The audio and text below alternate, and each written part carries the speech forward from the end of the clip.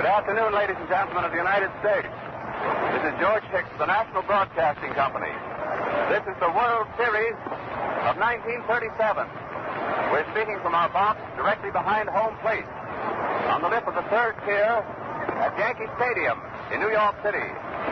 But you fans don't need to have me tell you what this is all about. It's the New York Yankees, world champions of 1936, again pennant winners this year in the American League, versus the New York Giants, National League champions of 1937, and for the World Championship in baseball. And this is the fifth World Series since the beginning in 1905 between the two New York teams.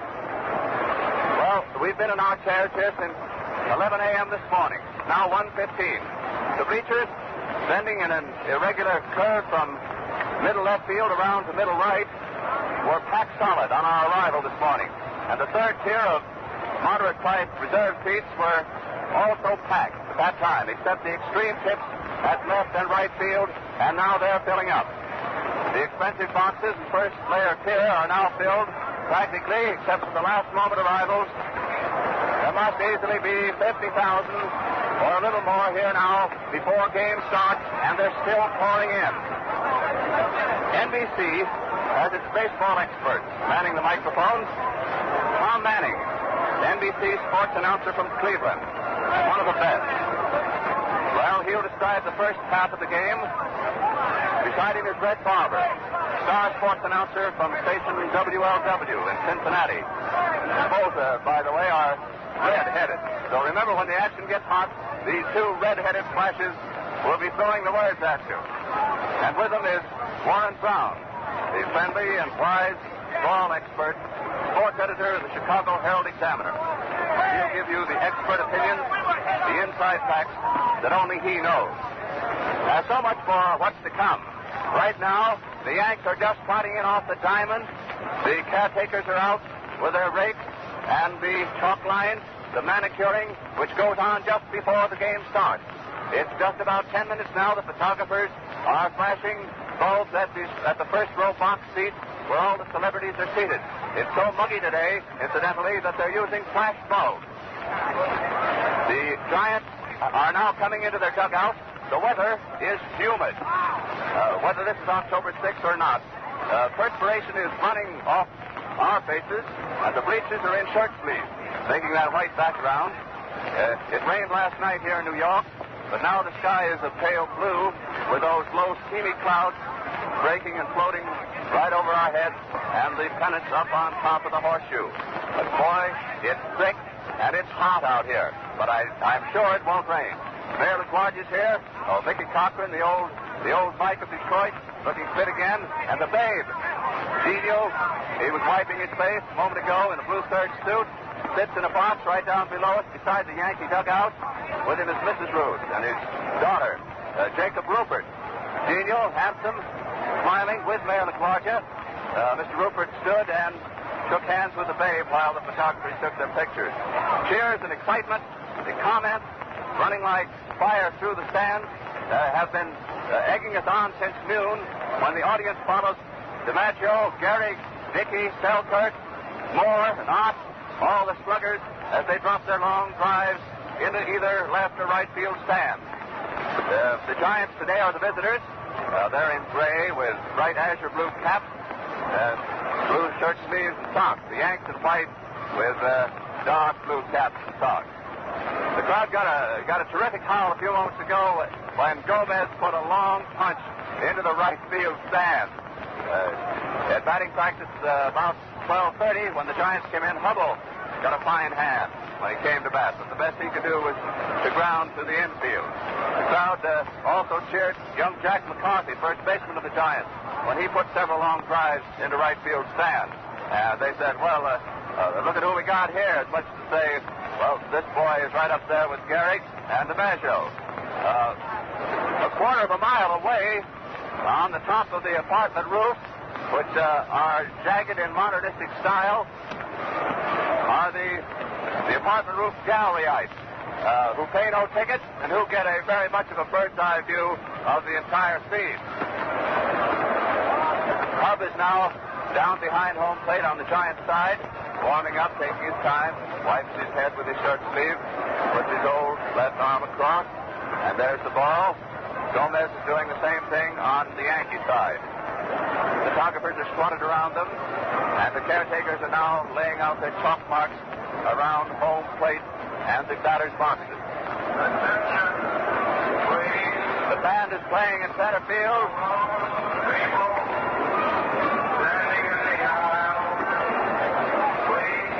We pause for a moment for the loudspeaker announcement, which said for the people in the aisles to please take their seats. It's just minutes now before the beginning of history in baseball for 1937. The grandstands are packed, red, white, and blue bunting on all sides, excitement growing, and now that's the general scene. Let's get down to what this really means. Beside me is Warren Brown that I spoke to you about. Warren, come on and give us the facts about 1937. All right, George, this is really the most exciting series, or I anticipate that it will be the most exciting series of the sort of a traditional rivalry that has grown up between the New York Giants and the New York Yankees. As you have been told, or perhaps know already, this is the fifth meeting between these two clubs. They met for the first time in 1921. And baseball history of sorts has been made since then. In 1921, for example, there was no Yankee Stadium. Both of the New York clubs played in the Polo Grounds, which is across the Harlem River.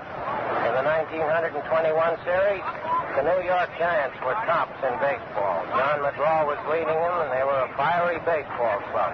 In my judgment, the club that Bill Terry is sending out on the field this afternoon is the best New York club since the heyday of McGraw. In that 1921 series, the games were played on the basis of 5 out of 9 rather than the 4 out of 7, which had existed in earlier years and which has been brought back into play now. In that 1921 series, the Giants won 5 and the Yankees won 3. The following year, 1922, the Giants won again, and they won 4 games. The Yankees didn't win any. That was the return to the 4 out of 7 as far as the Giants and Yankees were concerned. The Yankees started to get going in 1923, which was the third successive year that Yankees and Giants played in the World Series.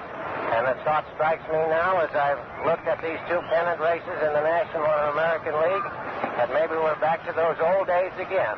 The Giants and Yankees won last year, and they won again this year, having proven conclusively in their respective leagues that they were far and away the best ball clubs in those leagues. So it is quite possible that we may have another stretch of 3 years, or possibly more, of these all-New York series, the Subway Series as they call them. In 1923, when the Yankees won the World Championship from the Giants, they won 4, and the Giants won 2. After that, the Yankees fell apart a little bit, and it took them a little while to rebuild until they came back stronger than ever. The Giants won another pennant in 1924, but they didn't have the Yankees as their opponents in the World Series that year. Thus it was we came into 1936 before the two clubs met again. And, of course, we will all remember that the Yankees won a really sensational series here last year, 4 games out of 6. Summing up then, we find that down through these 4 series that have been played to date, the Giants have won 13 games, and the Yankees have won 11, which seems to me to bring the two teams very close. In a sense, then, this series, which begins today, being the 5th, is a rubber series. Unless, of course, we figure that they're going to keep right on going again next year. These meetings between the Giants and the Yankees have been productive of some sensational baseball, some very colorful things. Some of the strangest things that have ever happened in World Series play have happened when the Giants were meeting the Yankees. It was in one of these series that we had the famous episode in which a plate umpire declared that it was dark when very few people in the park thought it was dark, with the result that the Commissioner Landis, to whom the decision of the umpire came as much of a stunning surprise as to anybody else, decided to give the money that was spent for those tickets to charity. That was one of the more famous incidents of this Giant-Yankee series. There were a lot of strange plays and a lot of sensational plays. But that's almost enough for the past. Let us get to the present. Looking at the lineups today, which the loudspeaking system is about to give you, perhaps I should pause and let you hear that. For the Giants,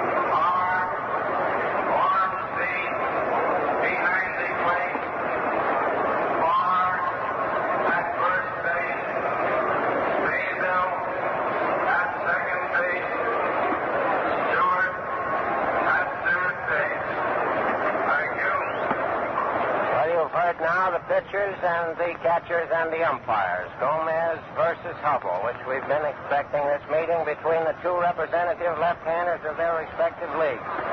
As I look through the batting orders and the lineups of the two teams, I find one thing that must be of interest to far-off California. I notice that the New York Yankees in their starting lineup have no less than 5 out of their 9 ball players come from California. Ladies and gentlemen, the national anthem.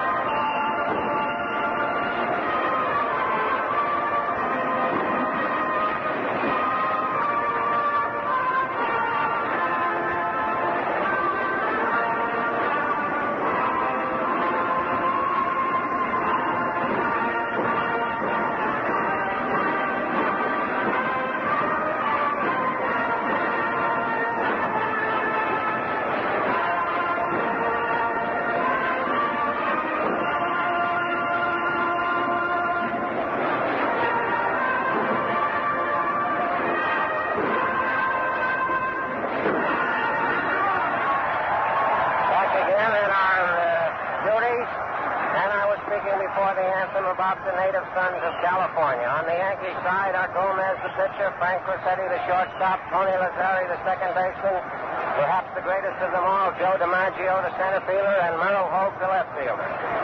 Against them on the Giants side is only Dick Bartell, representing California. And this is not a plug for my native state or anything like that, but it is just an interesting sidelight.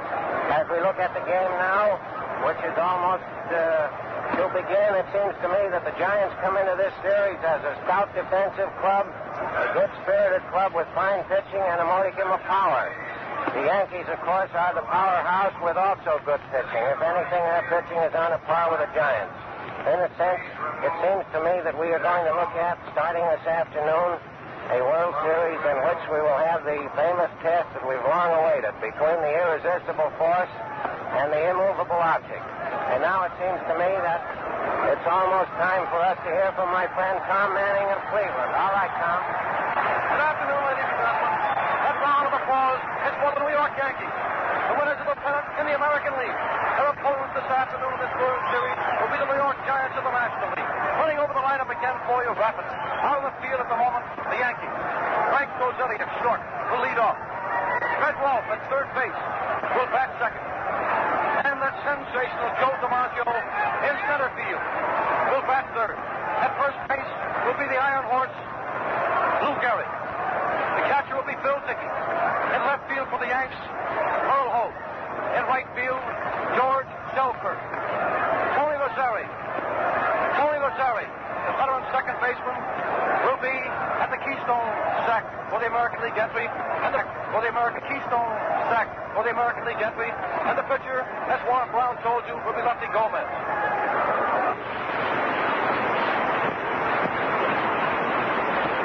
For the Giants, Bill Terry sort out just the boys today. They're double changed. Joe Moore in left field. Dick Bartell at short. Mel Vermont at third base. Hank Lieber in right field. Ripple.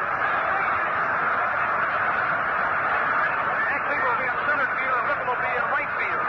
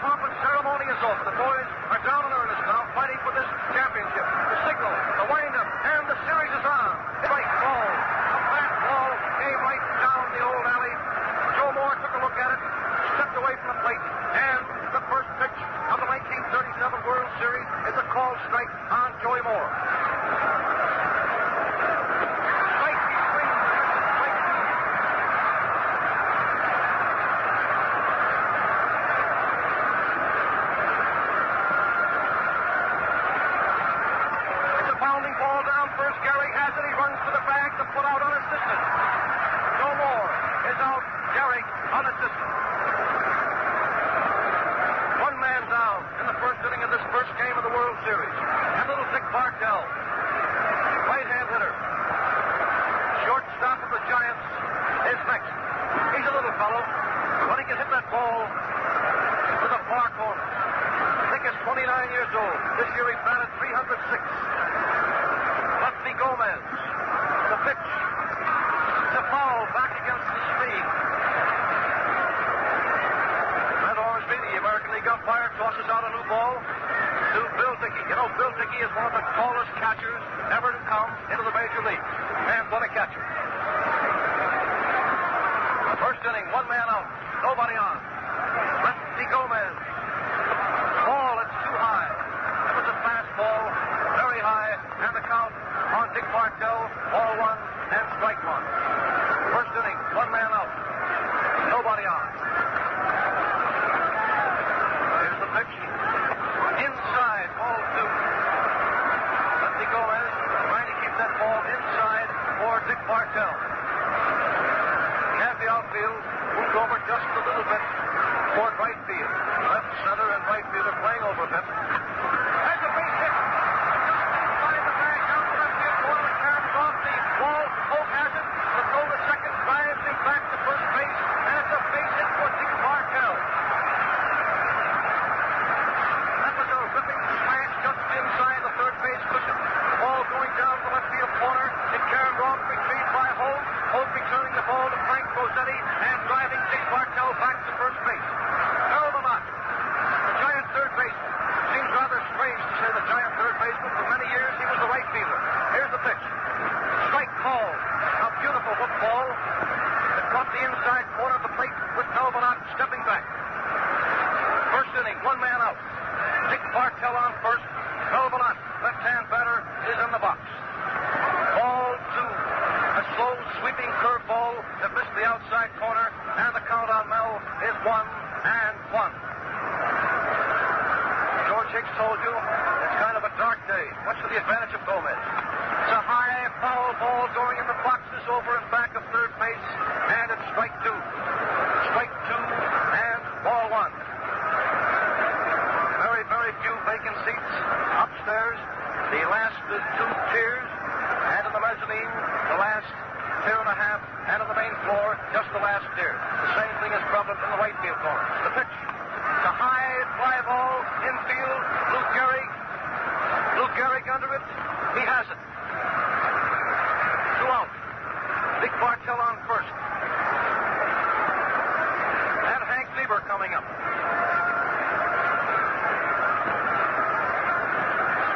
Hank Lieber will be in center field this afternoon. Jimmy Ripple in right field and Joe Moore in left field.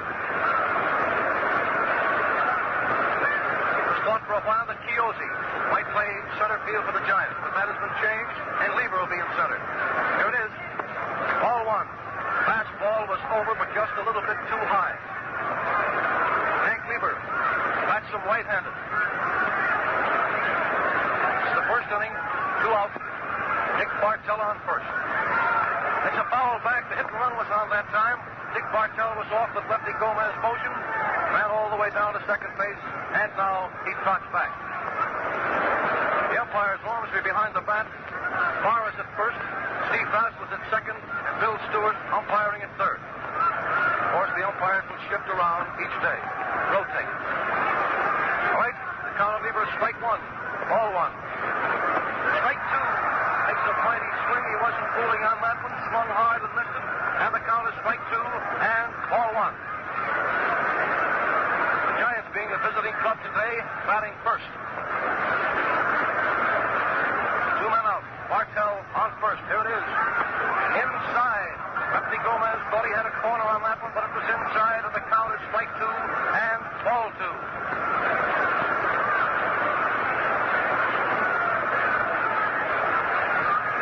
DiMaggio and Selkirk are playing plenty deep. 2-2 coming. Strike three. Strike three. Hard and no run. One hit and no errors. Quite a ball game, Warren. Come in. Yes, Tom, and the noticeable thing in that first half inning was the respect that the Giants evidently have for the throwing arms of these Yankee outfielders. That ball that Clartell hit over third base was normally one on which he would try for second base, but he made his round of first and half-heartedly and then turned back to first. They evidently have heard that the arms of Hogue and DiMaggio in that Yankee outfield can throw that ball around. The other noticeable thing to which I think we might as well refer now is that the rains of last night have slowed down this field to a considerable extent. I noticed that as the boys run around out there, they're digging up large sort of divots in the turf, and I'm afraid that there will not be any too much speed shown until the place dries out a little. And as the sun is now coming out strong, it probably will be dry and, as they say, at the track fast before the afternoon is over. Gomez, in striking out Lieber to end the inning, departed from his orthodox fashion of firing that ball through there. The last strike was slowed up and it threw Lieber completely off his stride, and it was an interesting pitch. All right, Tom, here's the first hitter. Might keep this in mind. Brennan and Gumbert drawn out the right field bullpen to warm up. It'll be Carl Hubbell, you know, left-hander in the box for the Giants. Carl has won 22 and lost 8. 33 years old, long, lanky left-hander. The first hitter will be Frank Rossetti. Played the windup. Ball one. A hook ball was low inside. Rossetti switching around up there, stepped away, took it, and the count is 1-0. Red Rolfe, the Yankee third baseman, will be next. Hubbell bending over now. He's taking just a little bit of time. He always starts out rather slow, and then long about the fourth inning, peps it up a little. Ball one, inside. And the count is 2-0. On that giant infield is Mel out at third base, Dick Bartell at short, Burgess Whitehead at second, and Johnny McCarthy at first. Hubbell is in the box, and Mancuso doing the catch. Rossetti up, the count ball 2. The pitch. Strike, ball. A burning fastball right down the old alley, about belt high. Frankie Rossetti jumping away from the plate. The horn is being called in, and the count is ball 2 and strike 1. A lot of pepper on that giant infield for the moment. Outside, and it's ball 3. Ball 3 and strike 1. That count, ball 2 and strike 1. Hubbell tried to come in there with a sweeping curveball over the outside, making Rossetti reach for it, but he refused. Ball was outside, and it's ball 3 and strike 1. No score as yet. Frank Rossetti, first man up for the Yankees in the last half of the first inning. When you get that outfield, it's Joe Moore in left, Hank Lieber in center, Jimmy Ripple in right. Ball 3 and strike 1. Rossetti, right-hander up. Outside, ball 4, Rossetti walks. Coming up now, we have Red Rolfe. Peppery's third baseman, Ransom left-hand. The Yankee uniforms are white. The home uniform white, that blue stripe, about an inch apart. They're wearing navy blue jerseys, blue caps, blue socks. The NY, of course, on the top of their cap.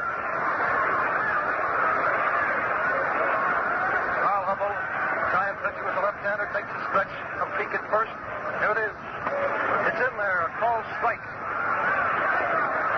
Nice sharp breaking curveball that Red Rolfe started to start away from. It broke over the heart of the plate for a called strike. Joe DiMaggio will be next. Rossetti has a big lead, has a play at first. No go. Just to let him know that you're in there. Hubbell tossing that ball over with not any great amount of effort. Strike 1 the count. It's outside. Sharp breaking curveball was plenty low and outside. Gus Mancuso jumping over for it. That evens the count on Rolfe. Ball 1 and the strike 1. There's the stretch. Peek over to first. There's a play at first. Not even close. Rossetti getting back fast. Hubbell wasn't burning that ball over to Johnny McCarthy, just letting Rossetti know that he's in there. Ball 1 and strike 1 coming. It's outside and low. Hubbell shook his head a little on that. Mancuso turned around and talked to Ormsby. Burgess White, at the second baseman, was walked in from his spot, yelling something at Hubble. Hubble picks up the rosin bag now. Now he's kicking the dirt around on the top of the rubber there. Now is playing pretty deep third base. Hit runners on, fly ball and back at third base. And it's 2-2. That's at least a glimpse of what Joe McCarthy, the manager of the Yankees, might be doing in this series. Instead of getting that sacrifice and playing for the one run, that count ball 2 and strike 1, put the hit and run on. Earl Combs coaching at first, Arnie Fletcher at third. The count is ball 2, strike 2. Rossetti on first, result of a base on balls and nobody else. Hubble pitching. 2-2, over to first base. Tossed over there with sort of nonchalantly.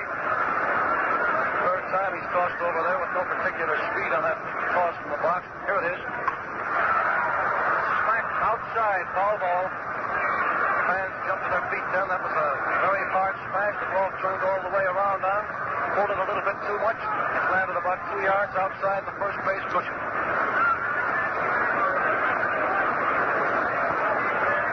One of the boys that will bear a lot of watching in this short Blue Ribbon Classic will be Johnny McCarthy, who will replace manager Bill Terry at first base. Ed Rolfe's in there with the count ball 2 and strike 2. And Rossetti on first, nobody out. Here comes strike 3. Strike 3. That count 2-2. Ball seemed to lead the forward part of the batter's box. Perhaps expecting a fastball. Hubble came in there with a sharp breaking hook ball right over the inside corner. Just caught an inside corner and Rolfe swung, lifted by 7 or 8 inches. Now we have a little different picture. One man out. Frankie Rossetti on first. And the great Joe DiMaggio. Joe, 22 years old. He hit .346 this year. Led both leagues with home runs. Strike. DiMaggio takes some fighting. Something goes way back on that one. Got a hold of that ball. He would certainly knocked it out of the county, Warren. Last half of the first inning of this first game of the World Series. One man out. Frankie Rossetti on first is taking an exceptionally long lead. There's a puck over to first, Loco. A little faster that time. Frankie Rossetti is a pretty wiry little boy when he gets on the bases.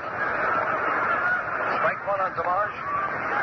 Strike 2. Oh, boy, did that Hubble have a lot of stuff on that baby. It was outside. Didn't look for a moment as though it had a chance of cutting in, but it twisted over the heart of the plate. Apparently fooling Joey on that one. Joe was up there with a toe hold. Now it's strike 2. Outside, a pitch out, a puck to first. No go. Rossetti was heads up that time, and he came to the left bag, sliding and sliding hard. Bit of inside baseball by Mancuso, calling for that pitch out. You, Mother, that's a signal to the pitcher that the runner on the base might be caught. So the catcher signals for the pitcher to throw the ball wide of the plate, getting the batter out of the way so he can make a play at first. That's the term of pitch out. Is that right, Mr. Warren Brown? Something wrong with that ball out there. Frankie Rossetti asked Ormsby to take a look at it.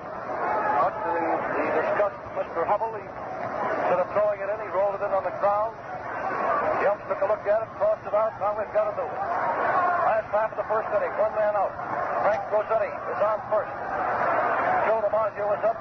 Strike 2 and ball 1. Now being Lou Gehrig next. The pitch, the bounding ball, the base hit. Thrown out in the left field. The ball out there is retrieved by Joey Moore. Joey takes to Whitehead at second, holding Rossetti at second base. A base hit for Joe DiMaggio. That was a ground ball that fell the lap. Dove for, but just twisted and rolled on out to left field, where it was retrieved by Joey Moore. Frank Rossetti was fast and had no chance at all of going to third base. Joey Moore had of the bag, puts the ball to Whitehead at second, but Rossetti gets back. Now we have Lou Gehrig coming up. Gehrig, bats him left-handed. Lou's been hitting 353 this season, and he's 33 years old. Hasn't missed a ball game since the Lord knows when. Hubble pitching. There it is. Fadeaway curveball, missed the outside corner, and it's ball one. Frank Rossetti is on second. Joe DiMaggio on first. Just a couple of Italian boys that know something about this game called baseball.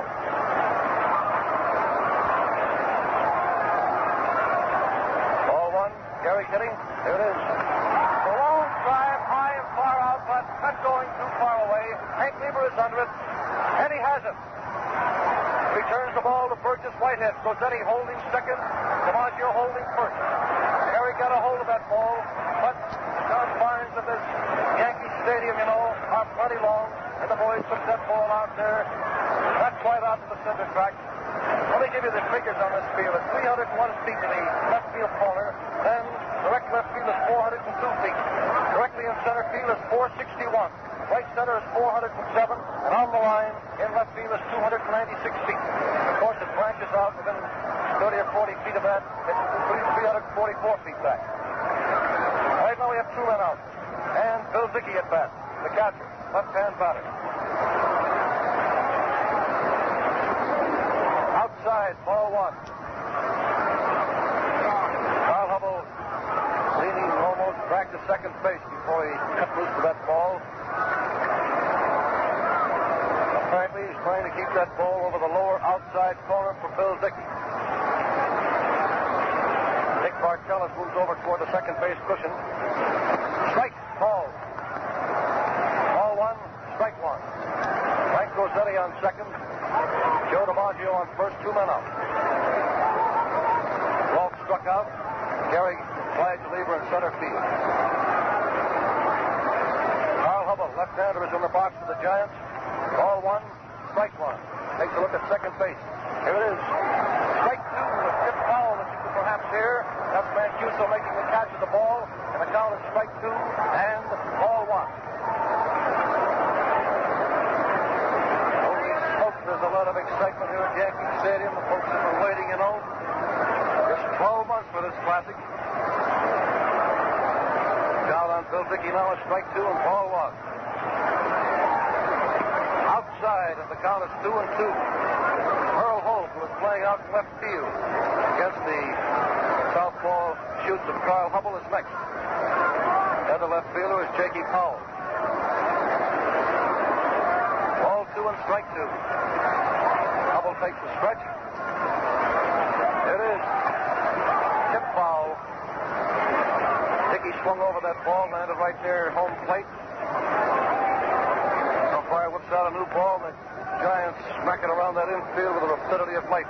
Malak, Dick Bartell, the Whitehead to McCarthy, and then back to the pitcher Hubble. The Giant outfield is Joe Moore in left, Hank Lieber in center, and Jimmy Ripple in right. DiMaggio on first, Rossetti on second, two out, Dickey batting, ball two, strike two. Coming. Ball three. A burning fastball. Bill Dickey away from the plate. Hasn't had so much on it, but it brought a great groan from the crowd. What's the attendance for? Someone over 60? Give me the figures on the attendance just as soon as they're made available to watch. Full count of 3-2. The runners will be off for the pitch. There they go, and here it is. The fly ball going out into deep center field. Hank Lieber running back under it, and he has it. That's all for the Yankees in the first inning. No run, one hit, one base on balls, and no errors. Now, radio friends, we pause briefly for station identification.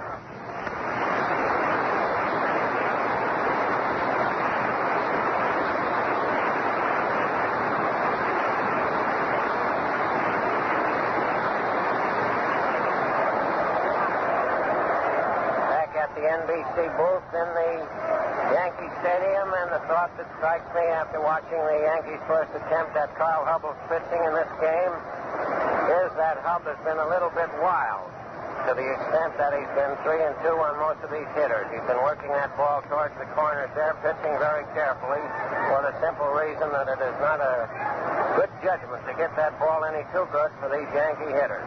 While he was hit for one base hit, the one that Joe DiMaggio splashed past Mill out at third base, that was a sort of a soggy hit, and it wasn't hit with the authority that we are accustomed to watch when the Yankees really get a hold of the ball. So far in the ball game, it has been mostly one of defense, with the Yankees furnishing the principal threat, of which, as you know now, nothing came. All right, Tom, it looks like the hitter's up here, so let's have him. Well, it'll be Jimmy Ripple, the giant right fielder. They've completed the first inning without any score. One hit apiece. Carl Hubble has issued one base on balls. So far, Lefty Gomez has issued no bases on balls.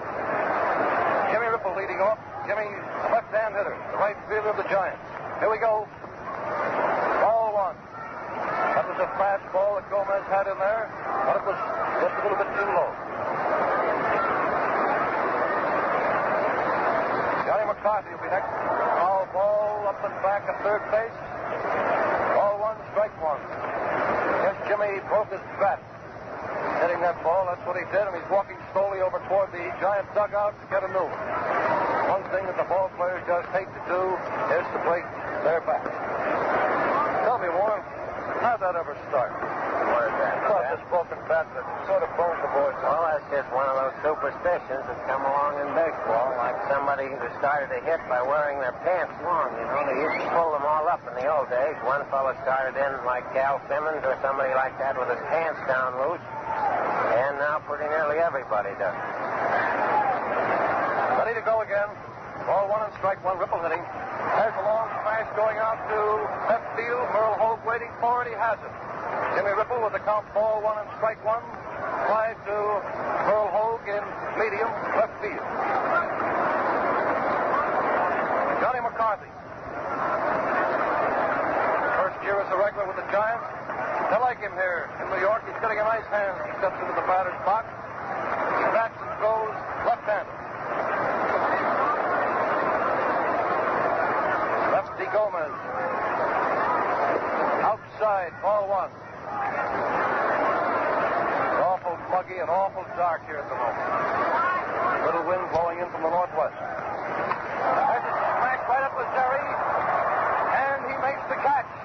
He looked at the umpire. The umpire, Steve Basil, waved that it was a unassisted put out. Looked as though Tony just barely got his glove underneath that ball. A terrific line smash right at Tony's feet. He held the ball up, and Steve Basil waved out that Tony Lazeri made the catch. 2 out. Nobody on. First half of the second inning. Thanks, George. Gus Mancuso up. Strike call. Gus is 31 years old. This season he batted 279. At Yankee outfield, Hogan left, DiMaggio center, Selkirk right. The pitch at the ball. Low and inside. Ball one and strike one.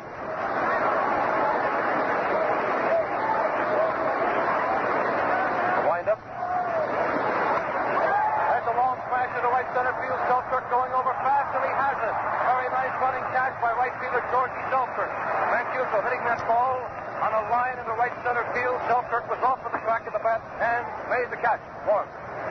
Tom, the noticeable thing there was the fact that all three of these Yankee hitters, or Giant hitters, and 2 of them left-hand hitters, took very solid wallops at the ball. Perhaps the hardest hit of the game to date in the port of effectiveness was that line drive that McCarty hit out at Lazeri out there. It's interesting to me to find those fellas walking in there against Gomez, since in the first inning, outside of Bartell's drive over third base, they looked a little bit weak at the plate.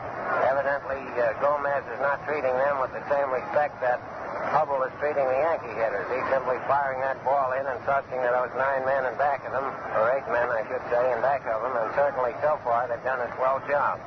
2 of those catches out there in the outfield were better than ordinary catches, particularly Selkirk's on the last one. So here's your first Yankee hitter, Tom. That'll be Merle Hogue.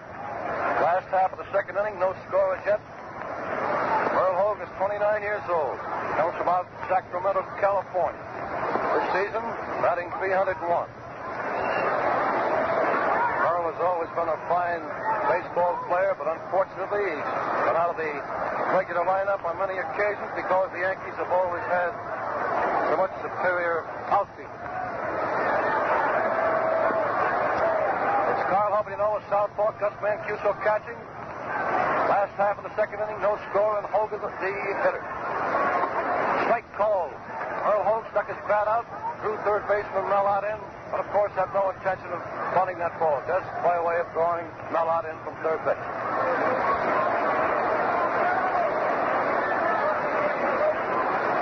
Ball low and outside, and the count on Hogue is ball one and strike one.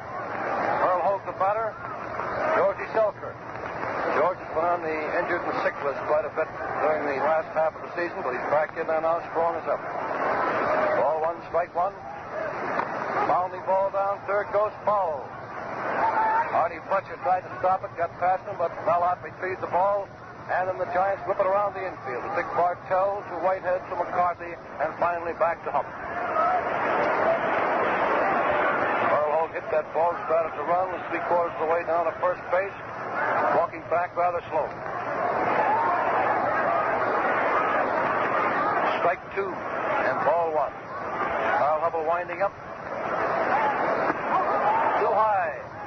Over the plate, a little bit high on the count is ball two and strike two. NBC Mike is right over home plate. We're pretty high, but right in line with the pitcher and catcher. Pretty fair seat, in other words. Ball two, strike two. Bounding ball down short. Burgess comes up with it, the throw. He's out. Out by plenty. Put out 6-3 for those who keep the score. As Warren Brown just gives me a note that was the first assist of the ball game. Right you are, Warren. Strikeout, two fly balls. Two flies to center field by Gary Gazicki, the strikeout by Ross. Now we have Georgie Selkirk, the right fielder, left-hand batter coming up.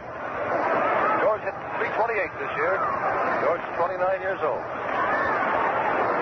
Hits the first ball, a high hopper, down to second base, Whitehead to McCarthy, and Selkirk is out.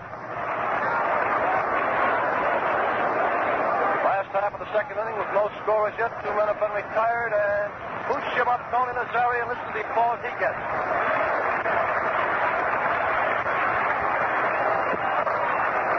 Tony Nazari, always been a gentleman, fine, great ball player. They like him a lot here in New York, and they should. Tony bats him right-handed. Ball one outside. Tony is 33 years old. This year, Tony hasn't hit quite as well as usual, batting around .250.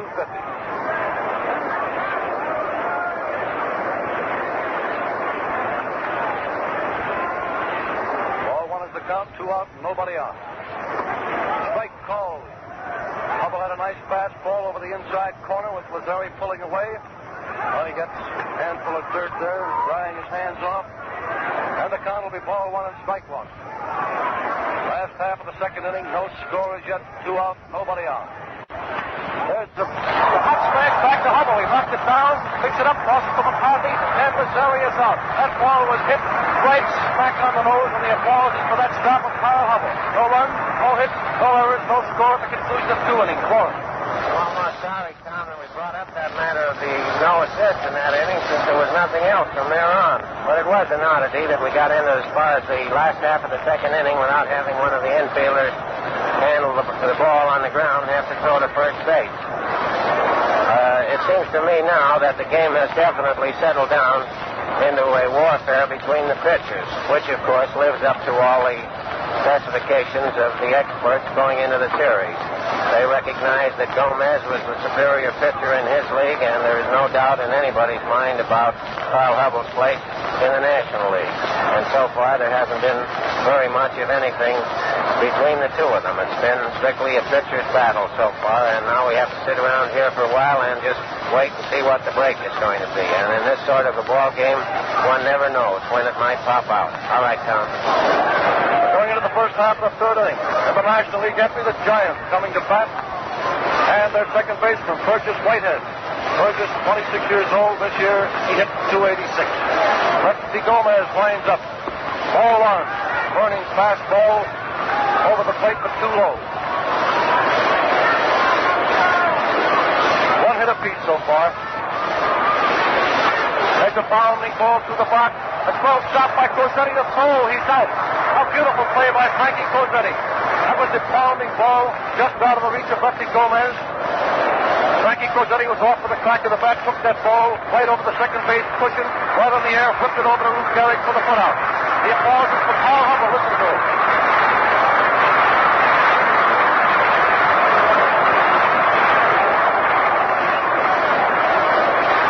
Carl Hubbell, you know, pitches left-handed and bats him right-handed. 1 out, nobody on. A foul upstairs.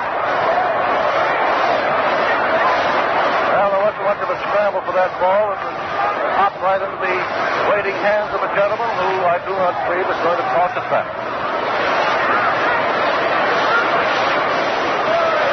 Here we go. Ball inside. Sharp breaking hook ball, just a little bit close. And the count is ball one and strike one on Carl Hubbell. Inside, and it's ball two. Lefty Gomez had plenty on that one. Getting quite dark here at Yankee Stadium in New York. Decided advantage, I'd say, for Lefty Gomez. Fireball pitch. There's a long smash going out to right field. Seltzer going back and clear the wall and makes the catch. That ball was hit exactly 340 feet from home plate. Seltzer taking that ball just about 4 feet in front of the barrier out in deep right field. Mr. Hubbell tagged that ball very, very well. It was a base hit in an awful lot of ballparks, but not here in Spacey's Yankee Stadium. 2 out. First half of the third inning, no score as yet. What's more at the top of the batting order coming up? It's Joe Moore. Last time up he was out, Gehrig unassisted. A strike called. Lefty Gomez pitching, and Bill Dickey the catcher. Coming.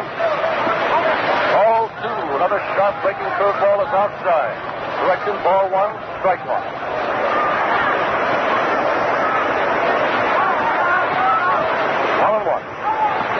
Ball two. Fastball over the plate, but just a little bit low. And it's ball two and strike one. Lefty thought that one was good enough. Here's the windup. Ball two and strike one. Foul back. And the count is 2-2. Joe Moore coming up for the second time. Leadoff man of the Giants. The first time up he was out, Gehrig unassisted. After the up tossed that ball to Dickey, the Yankees whipped it around the infield. Lefty Gomez taking his glove off. Nice putting it back down in the box. And here we go. Ball two, strike two. Oh, a hot smash right back to Gomez. A similar play that ended the Yankee time at bat. A hard smash through the box that Lefty Gomez grabbed with his glove hand, tossed over to first for the put out. No runs, no hits, no errors. Mr. Brown. All right, Mr. Manning. The surprising thing, I think, of these last two innings as far as the Yankees are concerned is their presentation in a new light. Heretofore, all of us that have been writing and talking about the Yankees have been mentioning their power at the plate. These last two innings have shown them to be a very snappy defensive ball club. Every one of those plays in the last inning and every one of the plays in the second inning was a very deftly handled ball by whether it was outfielders or infielders. That play that Frank Cosetti made down in second base there was, I think, the most spectacular one so far. The outfield has certainly performed up to a standard that we didn't expect since we regarded them strictly as hitters. All right, Tom. A round of applause that's seeping through your loudspeaker now is for El Doobie Gomez, who's pitching this afternoon for the Yankees. Well, Lefty doesn't get very many base hits during the regular season. When he gets one, it's always the most colorful picture. That happens to happen this afternoon when Brian watches every move and transmit it to you. Last last half of the third inning. We have no score as yet. The Yanks coming to bat. And the pitcher, Lefty Gomez, who bats him and throws him left-hand. Hubble. Pounding ball down to Whitehead. An easy chance to play to McCarthy, and Gomez is up. It was a rather feeble swing that Lefty took at that ball. Nice easy hopper that Burgess Whitehead took knee high and tossed it over to Johnny McCarthy for the out. Again, the top of the Yankee batting order coming up. Frankie Cozzetti, one of the three Italian boys that play on the Yankee team. And Cuso and Chiozza, the Italian boys from the Giant team. Last time up, Cozzetti drew a base on ball. The pitch, ball one. It's low outside. This is the first game of the World Series. Boys will play 4 out of 7. 2 here at Yankee Stadium, and then we move over to the Polo Ground. Here we go. Strike call. Kyle had a fastball in there right over the heart of the plate, struck high. Called strike, and the count is ball 1 and strike 1. Last half of the third inning. Yankees batting, 1 out, nobody on. It is ball 2. That was over the plate, a little bit too low, and the count is ball 2 and strike 1. Red Wolf, third baseman, hit back. Frankie Cozzetti, right-hand batter, is up. Ball 2 and strike 1. It is inside, ball 3. Frankie Cozzetti is a tough little boy to pitch to. Always wiggling up there, giving the pitcher no target to shoot at.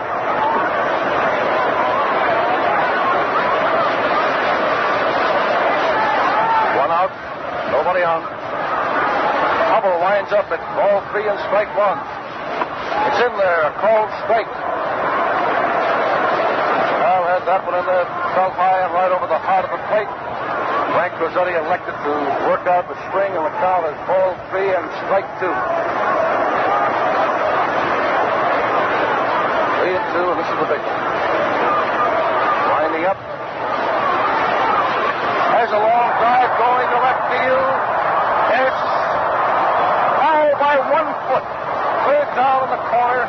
Everybody jumped to their feet. We waited for a moment to make sure that that ball was outside, not more than a foot down in the left field corner, and that perhaps is the hardest hit ball of the afternoon. That count 3-2. Carl Hubble came in there with a fastball, much to the liking of Frank Cozzetti, who had a toehold in anticipation of just that kind of a pitch, and he nailed it. A low line drive that went lickety scoop down on that left field corner and was fouled by not more than a foot.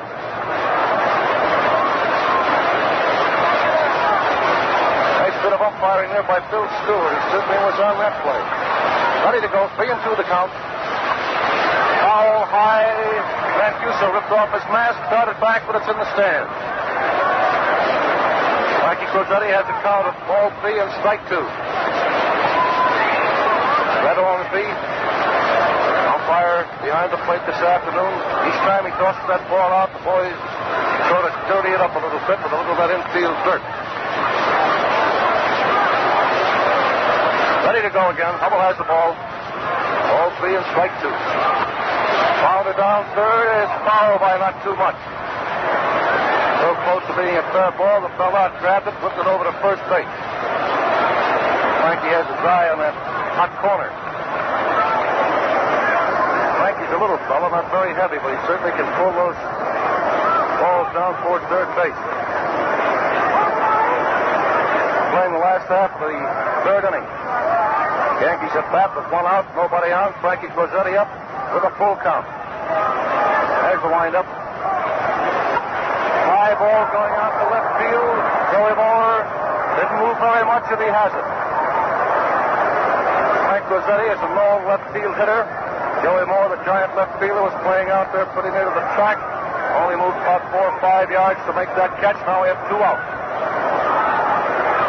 Nobody on. Red Wolf at bat.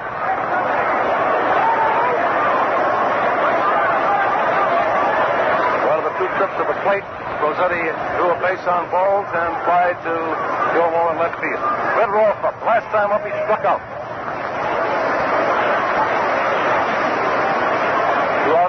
down. Hubble winds up. It's a ball. Sweeping curveball, not too fast. Missed the outside corner, and the count on Rolf is ball one. Not quite as dark here now as it was while the Giants were at bat. No sunshine or anything like that, but brightening up a little bit. He cut that one down left field with a skirting foul into the stands, and the count is ball one and strike one.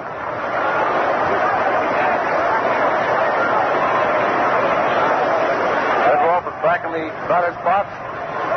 Again, Carl Hubble has the new ball. That's the cleanest looking ball that we've seen out there this afternoon.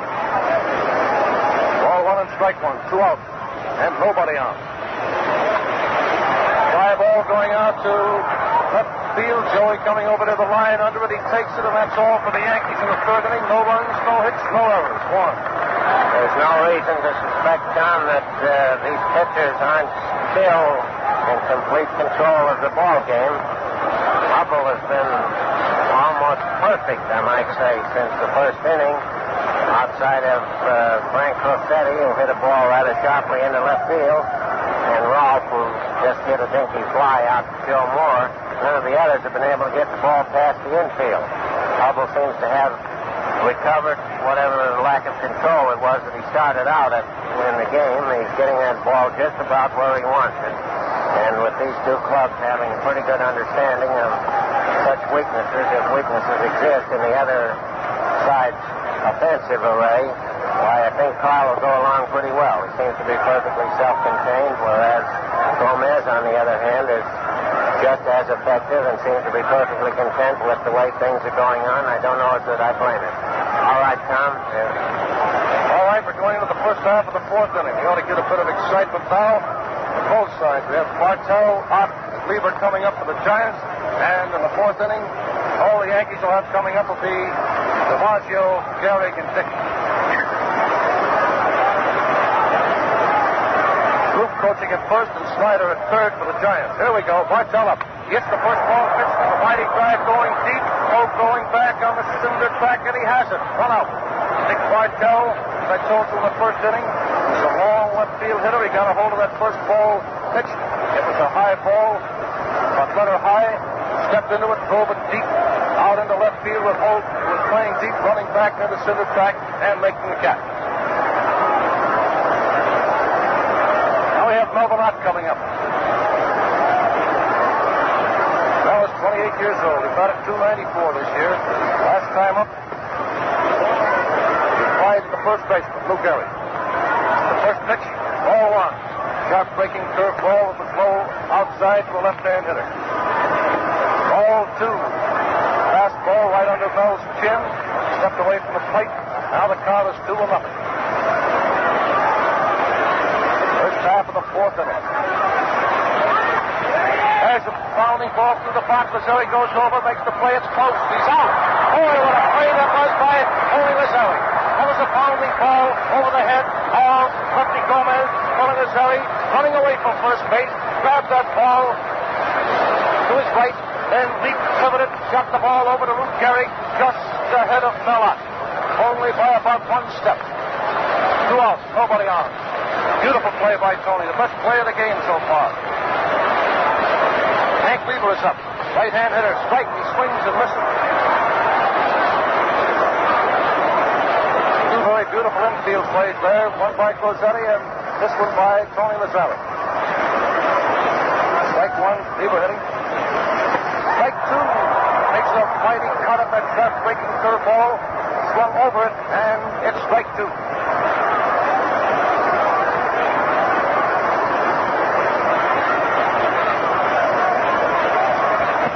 The high infield fly ball and back of second base. Lazeri, the gel for it, under it he has it. That's all for the Giants in the fourth inning. No runs, no hits, no errors. One. All right, Tom, the thing that I've been waiting for since this World Series game began just appeared out there now. We've heard tell throughout the summer that maybe Tony Lazeri, the veteran of many a campaign up here with the Yankees, was slowing down a little bit. Well, he certainly gave no evidence in that play that he made out there in this last inning when he ranged over back at second base and came up with a ball. The fact that he got in front of the ball was not so much a part of the play as his ability to throw while definitely out of position. He was getting rid of that ball almost while he was running straight away from where he had to throw it. And the two activities combined give Tony at the present time the lead for the spectacular fielding in this series. All right, Tom, here's Joe DiMaggio now. All right, the big guns of the Yankees. One of the big reasons why the Yankees are so far out in front in the American League. DiMaggio, Gehrig, and Dickey. Guy at outfield playing way back. Jimmy Ripple is standing clear out the other side of the track, standing out there about 360 feet from home plate, waiting for DiMaggio to hit. Here we go, Hubble pitching. Ball one. Sharp breaking curveball. On a foot outside. Left fielder Joe Moore is playing right on the track. He's approximately 380 feet from home plate. Certainly play Joe DiMaggio deep, and they should. The pounding ball between first and second. Whitehead coming over. The throw, he's out. Joe hit that ball right on the tip of his bat, and it was a sizzling little grounder down between first and second. Looked for a moment. He had a chance to beat it out, but Whitehead is fast, came over, scooped the ball up, got it to Johnny McCarthy at first, and DiMaggio is out. Lou Gehrig got it. Last time up, Lou Gehrig got a hold of a ball, but he hoisted it much too high, giving center fielder Hank Weaver a chance to get under it for the put-up. Giant pitcher, Carl Hubble, wiping the perspiration from his brow. Now he's ready to go. Gehrig the hitter, left-hand batter. Out. Strike called. Boy, fella Hubble certainly had a lot on that one. Fastest ball he's crossed all afternoon, right over the heart of the plate. There it is. Outside. Ball one, strike one. Oh, your heart sort of begins to beat double quick time when this baby Gehrig stepped up to that plate. What a picture. Big broad shoulders and big strong arms. 1-1. Foul. Clear over the stands. Over and back of first base. It's quite a hoist to get it over the stands here at Yankee Stadium with 3 decks, you know. Strike 2, ball 1. Starting in the 4th inning, and it's quite a ball game. A pitcher's battle so far, each side having 1 base hit. DiMaggio getting a hit for the Yanks, and Bartell for the Giants. Strike 2 and ball 1. Inside, driving Gehrig away from the plate, and the count is ball 2 and strike 2. Catcher Bill Dickey hanging around home plate. He'll be next. Bartell is playing over almost in back of second base. Whitehead has shifted over between first and second. McCarthy playing 2 yards from the line. Here we go. Gehrig swung at a bad ball, missed it funny, and it's a strikeout. Now Hubble came in there fast with a sharp breaking curveball. Looked like it was coming over the heart of the plate. Gehrig started the swing and apparently tried to hold the swing, but he was going in there so hard, unable to hold it, and swung around, missing that ball by several feet. Looked kind of bad on that one. For a strikeout, 2 gone, and nobody on.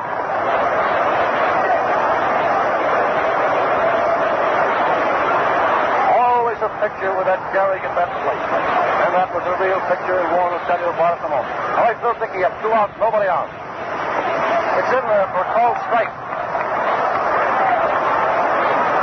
You'll notice that when Gehrig, Dickey came to bat, Hubble struck the first ball in there, a straight ball with all the speed that he has at his command, keeping the ball just a little above the knee. Full, good pitcher. The bounder down first. McCarthy has it. McCarthy running to the bag for the put out. Unassisted. No run.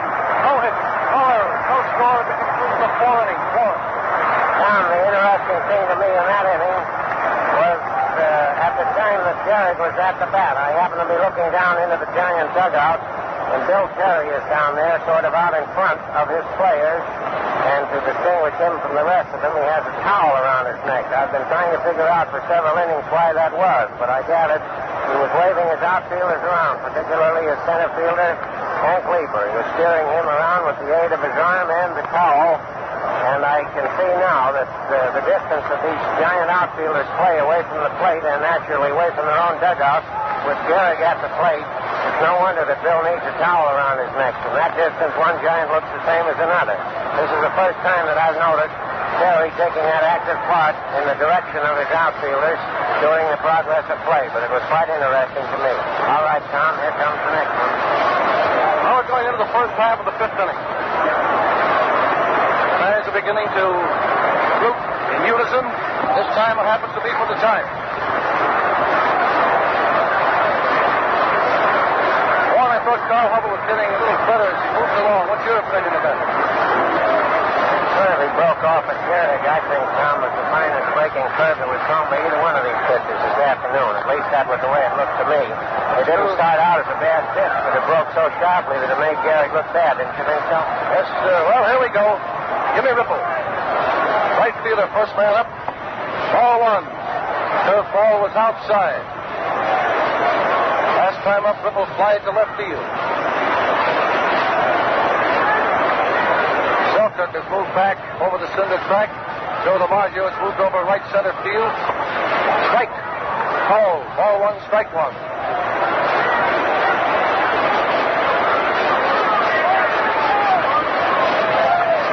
Lefty Gomez pitching. Drive down the left is foul. Score goes up from the crowd there. Some of the fans are on a different angle than we are. Takes a little longer to see whether that ball is curving foul or not. All right, it's strike two and ball one. First half of the fifth inning, no scorers yet. Each of the teams, the Giants and Yanks, have made one hit. Ball two, a fast ball that knocked Jimmy Ripple down. That's the first one of the product that was knocked down this afternoon, getting out of the way of the ball. Ball two and strike two. Lefty Gomez pitching, Bill Dickey catching. 2-2, the foul back, and the count remains 2-2. Ripple got a piece of a good curveball from Gomez that time. Well-pitched ball. It was breaking over the outside corner.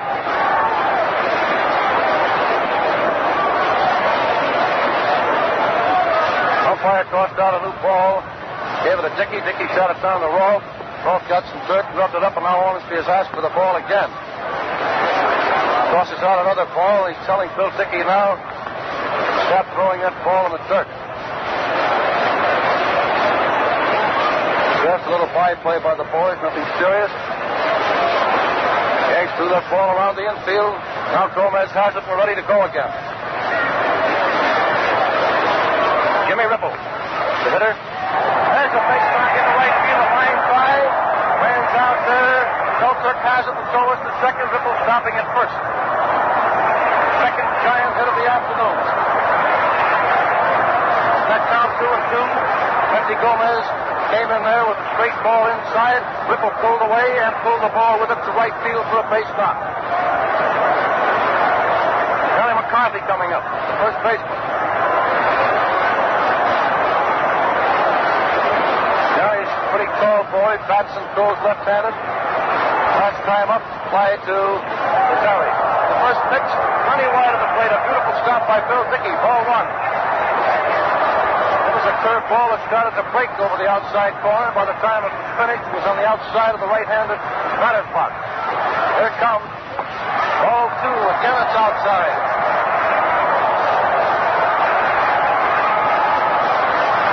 You notice from the yelling that there are a lot of Giant fans here in Yankee Stadium this afternoon.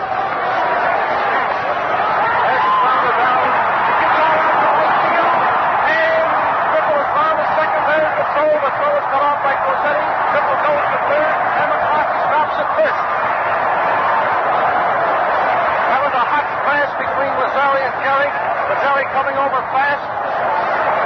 It was scored as a base hit for McCarthy. A hard ground ball that Lazari came over. He was able to touch that ball, but unable to hold it. The ball rolled out to right field. This is the first scoring threat of the afternoon. The Giants have runners on first and third. Nobody out. Handcuffs Mancuso coming up. The pitcher again. McCarthy is on first. Ripple is on third base. Gomez pitching. Mancuso up. That was a pitch out. This is so. Ripple was too far off third base. Perhaps the Yankees were expecting a squeeze play or something that time. Anyway, Dickey wanted to find out, and inside baseball, he called for a pitch out. Here it is. The ball upstairs. Strike. Ball one and strike one. Gus Mancuso, the giant catcher, is the right-hand batter. Last time up, he flies to right field. First half of the fifth inning. No scorers yet. And the Giants have runners on first and third. Ripple on third, McCarthy on first. Ball one, strike one. Here it is. Strike two. A beautifully pitched ball right under the handle of the bat. Over the inside corner with Mancuso taking a terrific cut. It's strike two and ball one. Johnny McCarthy staying pretty close to first base. Luke Gary's holding him on there. Here it is. It's a long drive to right field going foul. It is. It's foul in the stands, and the count remains 2-1. Mancuso reaching outside for that pitch. The Yankees have crossed that ball around the infield. Not very rapidly, but each one of them feeling the ball. The Yankee infield is playing back. Going to give up that run on third base, apparently. Here's the pitch. Another foul. That one's upstairs. Upstairs and back of first base. Gus Mancuso, the batter, at strike two and ball one. Take a look at that picture for you. Second base combination. Cozzetti and Lazari are playing pretty deep. Ed Rolfe is playing deep enough. Gehrig is right in the bag holding McCarthy there. Gomez tosses over to Gehrig. Going to have Hardin. Just letting McCarthy know that he's in there. It's strike two and ball one. Mancuso up. Gomez stretches. Here it is. The ground ball down to Cozzetti. Cozzetti to Lazari. Out at second. Out at first. A double play. And Ripple crosses the plate. And he got that with Ripple on third base. McCarthy on first. Mancuso hits a ground ball to Cozzetti. Cozzetti picked it up. Crossed to Lazari. Getting McCarthy. Lazari to Gehrig. Getting Mancuso. A double play. And the score. The Giants 1. The Yankees 0.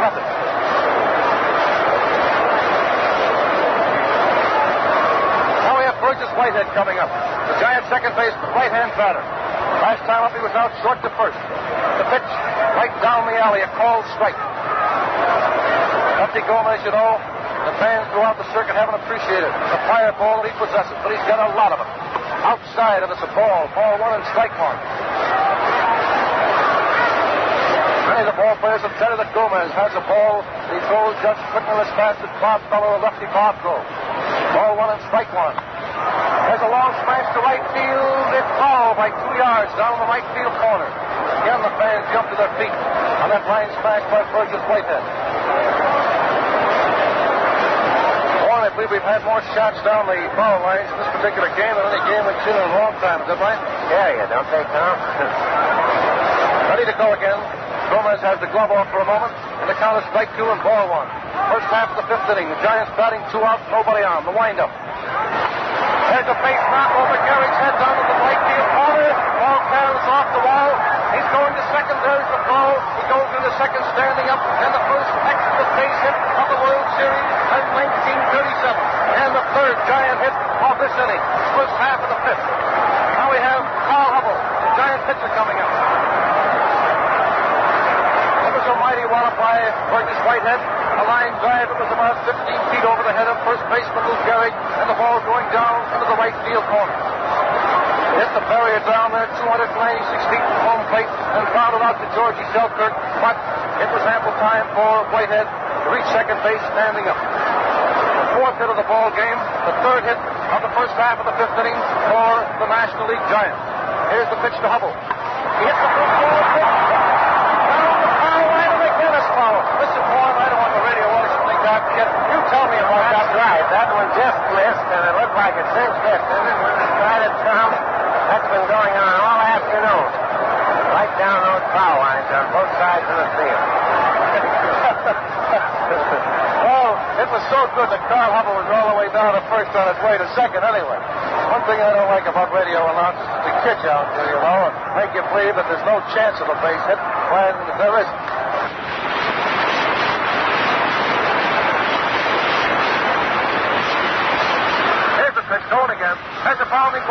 Gehrig. Gehrig comes up with it. Cuts on the bag for the putout. Non-assisted. That's all for the Giants in the 5th inning. 1 run, 3 hits, and no error. We've completed 4.5 innings of this first game of the Blue Ribbon Classic. This is Tom Manning speaking. I've enjoyed it thoroughly working with you, Warren, and broadcasting to you, the radio audience, and the remaining part of the ball game will be broadcast by Red Barber of Cincinnati, Ohio. Before Red comes in, Warren Brown. All right, Tom. Well, we certainly had a little excitement in that inning, and looking back at it, it was a good thing that Joe McCarty, directing the Yankees, decided to play his infield back for the double play and sort of spot the Giants at 1 run, because after Whitehead's 2 base hits came along, there were 2 out at the time, and it looked as though the Giants were on their way to a big inning.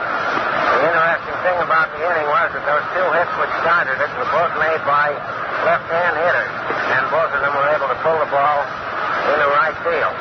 And doing that off the left-hand pitcher Gomez, that would indicate that maybe they are gradually catching up with lefty. He was hit rather hard in that inning, and of course he was very fortunate in one way that there was only 1 run scored. And 1 run, as we all know, against the Yankees is not supposed to be much fun. However, they don't see Hubble every day. All right, Red, glad to see you down here. Well, thanks a lot, Warren, and needless for me to say, I'm glad to be here. 1-0 favor the Giants for the Yankees up in the last of the 5th inning. Paul Hubble doesn't have to have anyone tell him that he has a lead of 1 run. He's used to having to work that way with the Giants. He's pitching now to Hope, who hits the first pitch high and short out into left center. Bartell backs back, drives everyone away, waits under it, and takes it. No hold. The right-hand hitter went after Hubble's first pitch, popped it up to Dick Bartell, who went back into short left center field. And it is 1 up, 1 away, last of the 5th inning. Hubble has now retired the last 12 Yankees in a row. So far, he's pitching a 1-hitter. It is 1-0 favor of the Giants. Gomez retired 11 Giants in a row before Ripple first stepped in the 5th inning singles to start off New York 1-run inning. The only score so far in the 1937 World Series. Up there now is George Selkirk, strong left-hand batter, takes outside, ball 1. A curve thrown by left-handed pitcher to a left-hand hitter that broke off just around the knee. Selkirk pitches up his trousers, loops his shoulders a little. He's turned toward right field. The Giants are playing him as a full hitter, out of the bench deep and pulled around toward right. Hubble out of his pitch, delivers. This one's a curve low outside under the knees for ball 2. 2-0 to Twinkle-Toe Selkirk, the young man who had perhaps the hardest spot ever to fill in baseball when it was his job to take over right field when Babe Ruth hung up his spikes as far as the Yankees were concerned. Selkirk pumping that stick lazily down once, twice, Hubble set, in with it, swung on and missed for strike 1. Selkirk didn't like that one. After he swung and didn't get it, he beat his heavy end of the bat down on the plate as if to say, there was my cousin pitch and I didn't blame Ken with it. 1 out, nobody on. Last of the 5th, Giants leading 1-0. Hubble down, ball 3, just missing the outside. Hubble has given us a sight of that famous screwball just 1 time. That is, it really counts this afternoon. The 1 time he exploded it is when he struck out Gehrig in the 4th inning. Hubble taking his time, puts into the dirt now after getting the sign, straightens up, swinging stretch, easily down with a great left arm. The pitch is 1-2. 3-2. Now there's a change of pace curveball, twisting its way down in there. Every ball that looks a little backward thrown by Hubble is his screwball, because he throws such an assortment that a lot of his curves breaking down would sail. When you really see that screwball, you know it. The pitch is hit a high fly ball into short right field. Back goes second baseman Whitehead. Under comes Ripple, and it's Ripple for the catch.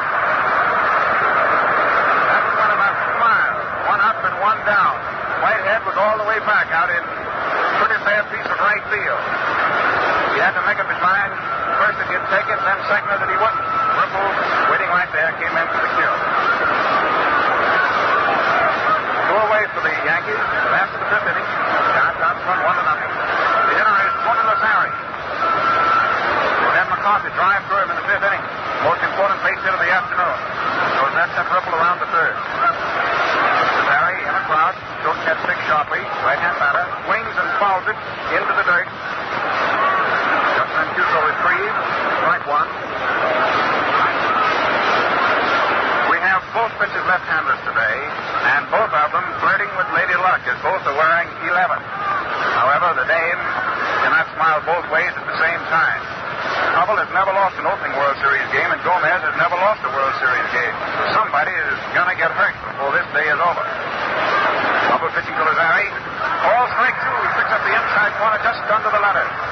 Right over the short rib. Nothing in two. 2 out. Nobody on. Last of the 5th inning. Giants ahead 1-0. Outfield sharply toward left. Greg Lazari is an out-and-out full hitter. The pitch is into the dirt in front of the plate. Ball 1. The first time that Hubble has thrown anything that looked wild. However, that's not a wild pitch. A wild pitch is only so scored when there's a runner on base to advance and take advantage of it. Just ball 1. 1-2. Hubble has retired the last 13 Yankees in a row. Given up just 1 hit, 1 base on balls, and that's coming in the first inning. First third of the first inning. Up into his swinging stretch. Delivers outside. A curve that did not come down and in to a right-hand hitter thrown by left-handers. 2-2. Down at shortstop. Purple box, Dick Bartell. Visiting with his uniform, putting his cap down. Belloc, the reformed right fielder who's done a great job at third base. Goes a little dirt. Moves out his terrain around him. He's pulled over pretty close to the foul line. Whitehead is over almost back to second base. There's the 2-2 pitch. Swung on and missed it. Strike 3. That's the third strikeout for Carl Hubble. And for the first time, pitching with a 1-run lead, he makes it look just that much better. Bob has now retired the last 14 men in a row. We pause for station identification.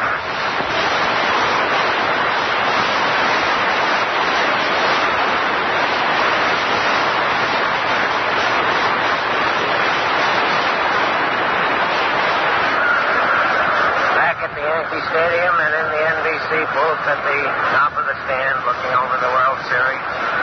And the strong point about Hubble now, since Red has told you how he's been mowing everybody down since the first inning, is that in these latter stakes, it seems to me he's making the Yankees hit at bad ball. That last pitch on which Tony Lazari struck out wasn't a very good pitch, but he lashed at it rather wildly. That would indicate to me that Hubble has the boys on the hip, and nothing but a break is going to beat him so far. But we'll see. All right, then. Thank you, Warren. It's the top of the Giant batting order up in the 6th inning. Joe Moore coming up for his 3rd time, and he so far hasn't gotten the ball out the infield. Hitting left-handed, he takes outside, just missing by a hair for ball 1. Joe first up in this ball game, grounded out to Gehrig unassisted, then gets back to Gomez in the 3rd inning. Pitch, strike 1 call. 1-1. Joe Moore standing deep in batter's box and goes over to catcher Bill Dickey, who remains down in his crouch, now straightens up, sets his mitt at the target. Swung on and fouled into the upper deck of the stands and back of third base. Going for a high outside pitch. Joe didn't pull it enough, and it's 1-2. First man up in the 6th inning. Gomez pitching behind now as the Giants leading 1-0. The outfield is toward right. Moore swings, hits it right back through the middle, safely through into center field. A ground single, back past the mound over second out into center field for hit number 5 for the Giants and hit number 6 of this first game of the 1937 World Series. Joe Moore singles right through the middle. And with nobody out for New York, top of the 6th, the Giants already ahead 1-0. Moore leads down off first. Gehrig has to roll the inside corner, and Dick Bartell, who got the first hit of the series, has 1 for 2 is up. Takes inside, throws against him, ball 1. Gomez coming down with a bad ball, just under the waist on the inside. Bartell stands, turns toward right field, but when he steps in on the pitch, he throws for short. Gomez delivers. Bartell swinging, hits a high fly ball into right field. Selkirk waiting in the middle of the track for it, and has it. Halfway down the second, Joe Moore turns at the catch and retreats back to first base. 1 out, top of the 6th. Stepping up is Melvin Ott, who was a New York Giant, regular at the age of 17, and he's been ever since. Ott stands just as close to catch a Dickey as he can get. Outfield toward right. Mel swings and misses, and he took his cut. One that came down under the shoulders on the inside. Dan hitter up against a left-handed pitcher.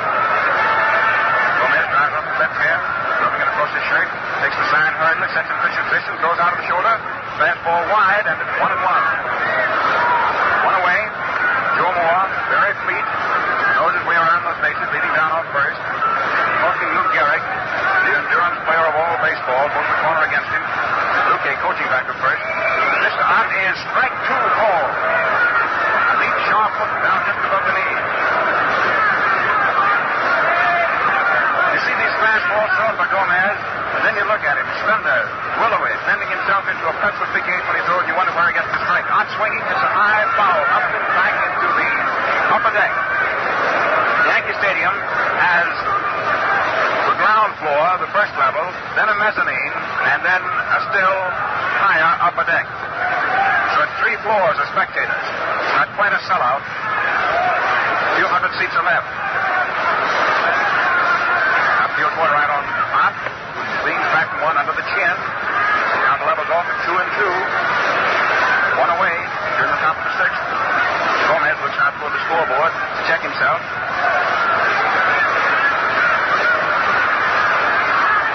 Not waiting. 2-2 pitch is swung on, lifted high and foul. Dickey coming back underneath it, over by the Giant dugout, and makes the catch. 1 step out in front of the Giant bat. Resting in mailbox right in front of New York's dugout. Now that's 2 away in the top of the 6th. Joe Moore, who opened up with a single through the middle, is still at first base. Hank Lieber, who's been given chance after chance by Bill Jerry, who's received another strong vote of confidence from Boss Bill by starting him in this first of the 1937 Fall Classic games, is now coming up for his 3rd time. Lieber was struck out by Gomez to end the first inning. Then he popped up to second base in the 4th to Lazari. Now he's up for his 3rd trip, 0 for 2. The outfield deep around toward left. Swinging, fouled it straight back onto the screen. Strike 1. Hank, big, blonde. When you look at him, nobody has to tell you he was one time a fullback. Built that way. Right-hand hitter who cowtails that war club and swings from his heels on up and out. 2 away, and Joe Moore ready to go on anything, leading down off first. 270 feet away. Lieber steps back out of the box, figuring Gomez taking too much time. Lefty, very, very nervous. The perfect antithesis of Hubble, even though they're both left-handed. Delivers outside. 1-1. Fastball streaking down. Wasn't quite even close. Lieber steps back out of the box, picks up a little dirt in his right hand. Now sets, stands right up against the plate, feet wide spread. That cocked way back, all over his right shoulder. He swings, and it's a long belt. He's high out into left, holds back under it, and makes it. That's all for the top of the 6th inning. And for the Yankees coming in for the last of the 6th. The Giants lead 1-0 as calm Carl Hubble starts pacing out toward the mound. Into the mic, Warren Brown. All right, Red. I was going to pay particular attention to that last half inning because it was the one in which Gomez had the pitch after he was roughhoused a little bit just before that. And when Joe Moore, another left-hand hitter, led off with that single to the infield and out into center field, I began to wonder whether Gomez was losing his stuff or not. However, Lefty is still out there battling him because he recovered, and while the Giants have 1 run off him, they certainly haven't distinguished themselves any more than the Yankees themselves have against the pitching of Carl Hubble. Gomez is still the effective pitcher and a great pitcher, and there's been nothing happened in this game to disprove that.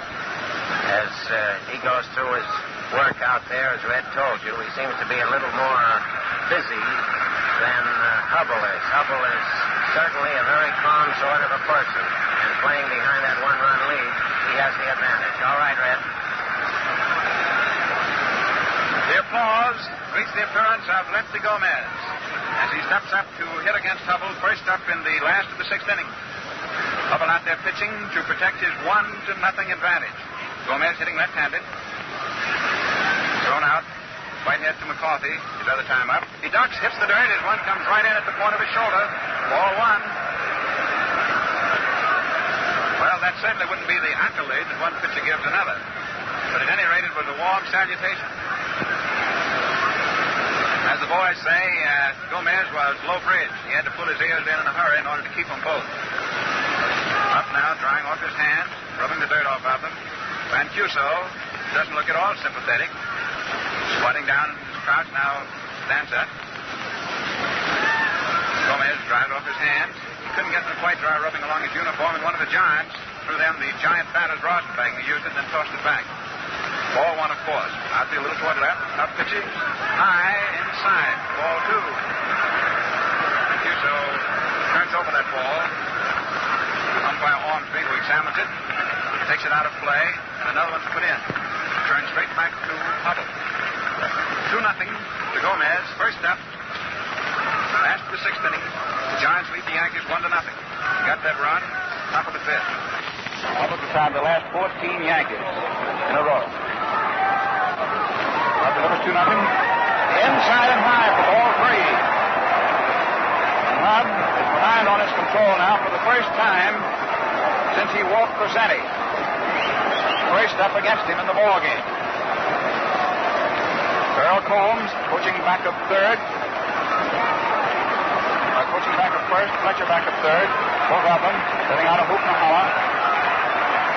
Gomez trying to play from behind. Ahead 3-0. Up comes in and gets it. The automatic strike. 3-1. Just above the knees. Belmont playing up close by third. Up tries 3-1 and registers. Strike two, ball. Up behind 3-0. Has thrown his last two pitches right through there.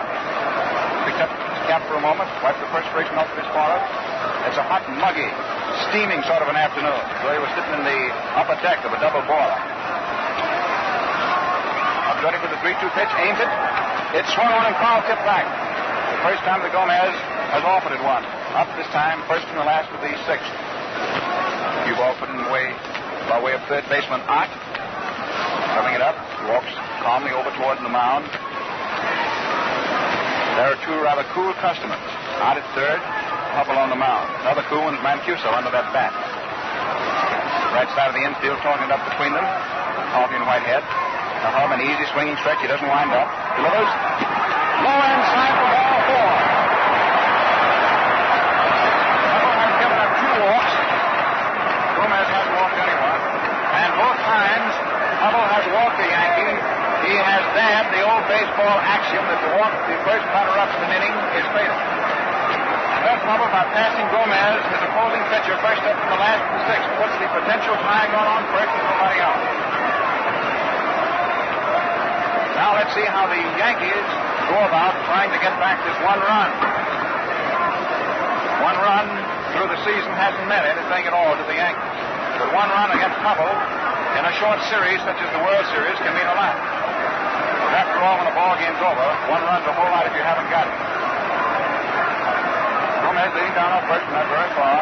Carter straddles the corner against him. Frank Rossetti, the leadoff, is up there. He's been on once with a walk. First inning.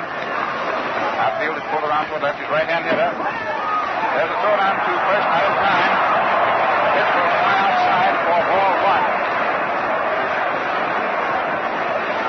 Gomez ran down off first a little bit, and when Mancuso took that outside pitch and threw to first, it was cut off by McCarthy, who had run in anticipating a bunt on the part of Rossetti. So even if Gomez had been a long way off first, which he was, there was nobody at first base to tag him. Ott pulled up, stepped back to the grass at third.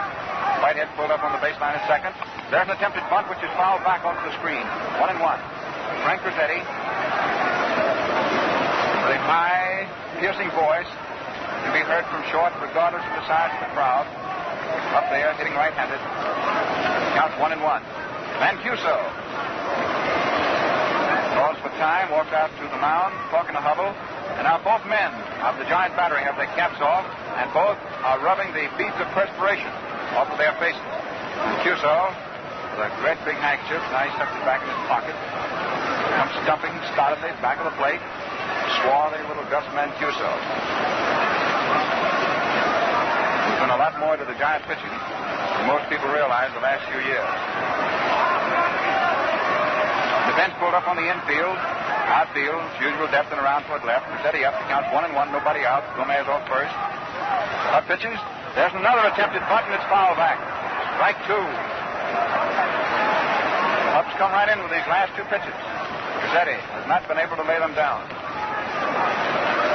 1-2. Nobody out. On deck to hit after Cuzzetti is Roth. But naturally going to be trying to throw a double play ball right now. There's been one double play in the ball game.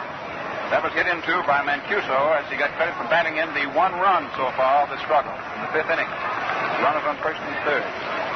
Scored 1-0. Giants. Ball game here at Yankee Stadium. Sort of a cloudy, smoky afternoon. Cuzzetti waiting now behind 1-2. Hub pitches. Cuzzetti swings at the line. Drive hit on the left. There's a base hit. Joe Moore takes on the first bounce. Gomez holds at second. A sharp single for Cuzzetti into left field. A long single. And I imagine the Giants wish now that Cuzzetti hadn't fouled off those two pitches when he was trying to bunt. Hubble, after getting 14 straight Yankees, walked Gomez. The second pass he's given up. Walked Gomez first up in the last of this sixth inning. And Cuzzetti, after vainly trying twice to sacrifice, swung on a 1-2 pitch and hit a clean line drive single to left. That's the second hit off Hubble. And now the tying run is at second and nobody is out, and the batter is Red Roth. The Giant defense is pulled in after the certain that there's going to be a bunt. Roth takes high outside. Mancuso throws to second, and Gomez is saved as the ball gets away from Bartell. Mancuso has Gomez picked up second base, but his throw gets away from shortstop Bartell. And Gomez slides back in and is safe. He was absolutely caught off second base. A pitch out coming down to Roth. Outside for ball one. Mancuso throwing to the third base corner of second. And Gomez cleanly caught off. And it is an error on the play for Bartell. The first error of the series. Bartell letting Mancuso's throw get away when Gomez was put cleanly off second. An error for Bartell. And Gomez remains at second base.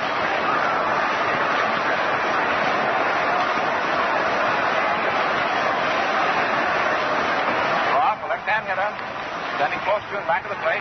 Hub pitches. Roth takes high outside. Mancuso threatens to throw down to second, but this time Gomez is glued to the bag. He learned his lesson the easy way just now. And we're having excitement here in the last of the sixth as the Yankees are threatening to rise into their muchly vaunted power and strength. Roth up, DiMaggio on deck. Hub pitches inside for ball three, and Roth is ahead. Hubble is behind with his control.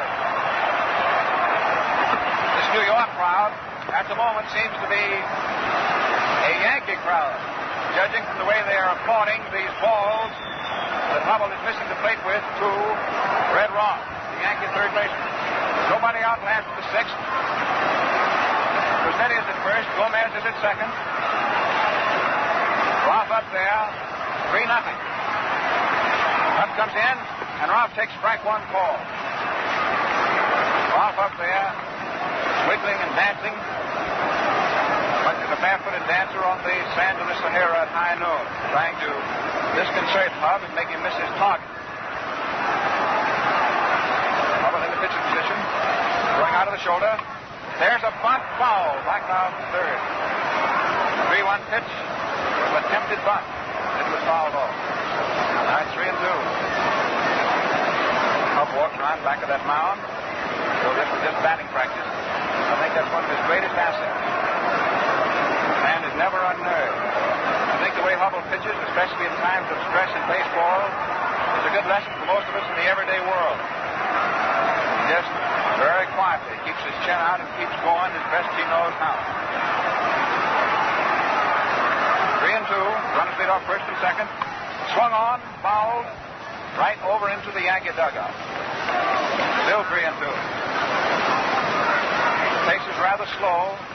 The Giants become thinkers. In a clutch, they figure out everything they're going to do, and they're certain that everybody on the ball club knows exactly what the defensive move will be.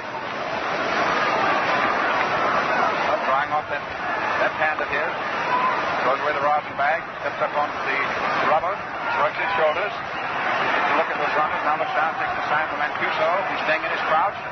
Roth crouching, left-hand hitter over the plate. Hub pitches, There's a high foul coming up and back. Mancuso coming back, cannot get it. It lands just back on the screen. Still 3-2. Still the old blood pressure keeps pounding away up there at a baseball high for excitement. The Giants drew first blood this afternoon. The only blood so far that's been let. They got a run in the 5th inning. They're leading by that margin, 1-0. However, here in the last of the 6th, a walk, a single, and then an error allows Yankees to be at first and second and nobody else. The 3-2 count is to Red Rock. Up looks around. Gomez leads off second. Rossetti comes down off first. Up pitch at 3-2. There's stuffed it out into left center field. It's a hit. Gomez pulls up back third base and the bases are loaded. A single to left center field. And the bases are full and nobody out in the last of the 6th. And now the dynamiters, DiMaggio, Gehrig, and Dickey is the program.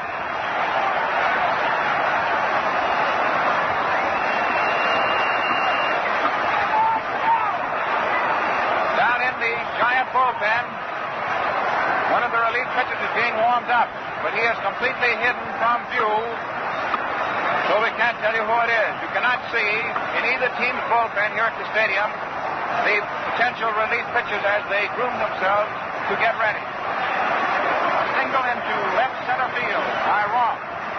Advances Rossetti to second base and Gomez to third. They both had to hold to see whether Joe Moore could come in and make the catch, which he couldn't. Now the bases loaded, nobody out. Last of the 6th inning, and Joe DiMaggio, Josie Joe is up there, right-hand hitter, deep wide spread. He spread eagle right through the middle of batter's box. Gomez leading off third, Rossetti off second. Roth down off first. The defense is deep around toward left. Up delivers. It's swung on. It's a base hit. In comes Gomez. Rossetti around third is heading for the plate. 2 runs are in, and runners are on first and second.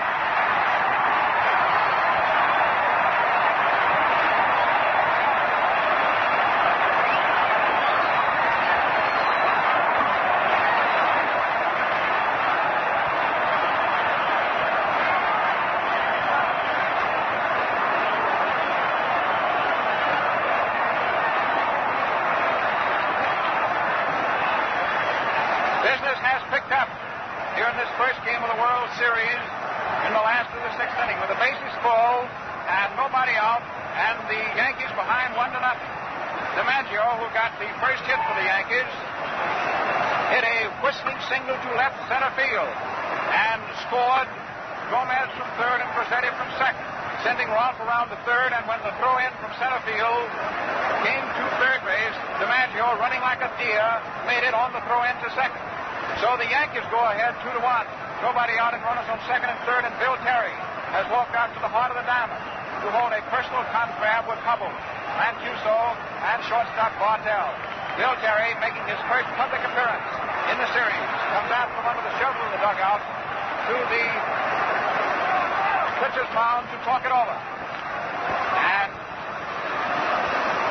at the moment, signals are being relayed to the bullpen. Is to stay in. That's the decision. Gehrig is up, and he's to be given a deliberate base on ball. That's ball 1. That's what he's trying to see. Lou Gehrig. First base is open. Nobody out. The Yankees lead 2-1. And DiMaggio and Rolfe are on second and third, respectively. Gehrig will soon be at first. And there is ball 3. A deliberate walk being given to Lou Gehrig.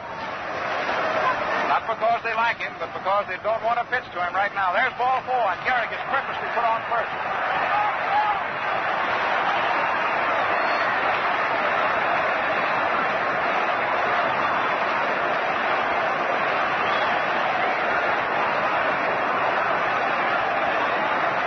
Again, the bases are loaded with nobody out in the last of the 6th. Bill Dickey is up there. Bad Bill, as the Yankees call him right now. He'll be Sweet William if he delivers. The infield is pulled up on the base pass. The left-hand hitter is Dickey. Hubble pitching. Low outside for ball 1. The Yankees have caught and passed the Giants, and they're threatening to do still more here in the last of the 6th of this first game. John Denner defense right up on the base paths. Bases jammed. Runners at all 3 points. Dickey waiting. Takes low. Ball 2. One just under the knees. Ball 2.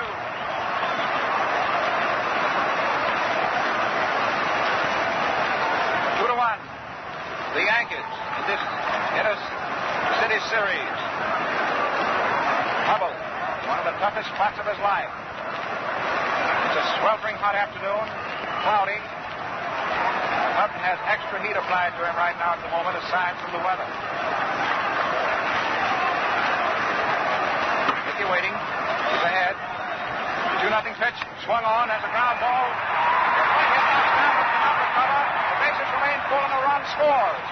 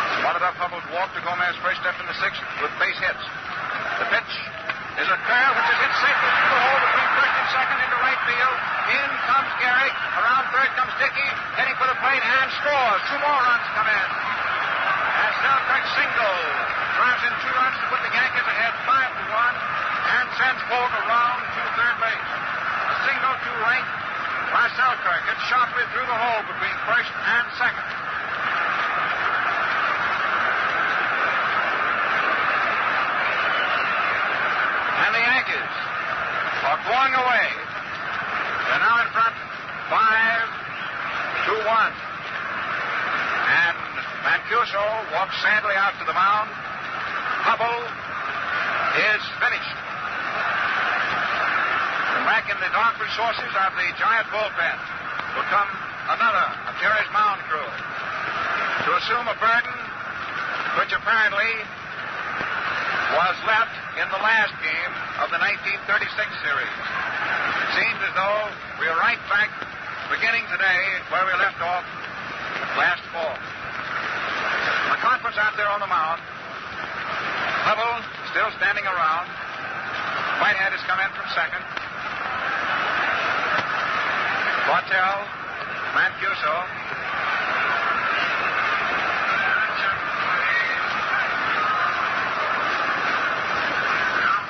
Harry Gumbert, a tall young right-hander, is coming in to relieve Paul Hubble. 8 of the Yankees faced Hubble in the last of the 6th inning.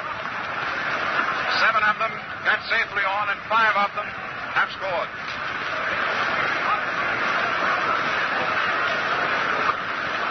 Harry Gumbert, very tall, making that long walk. The bullpen for the Giants is hidden in the stands behind right center field. He has to make all that distance as he comes into the ball game. In other words, he gets pretty well acclimated before he ever gets to the mound. Number 14, now pitching.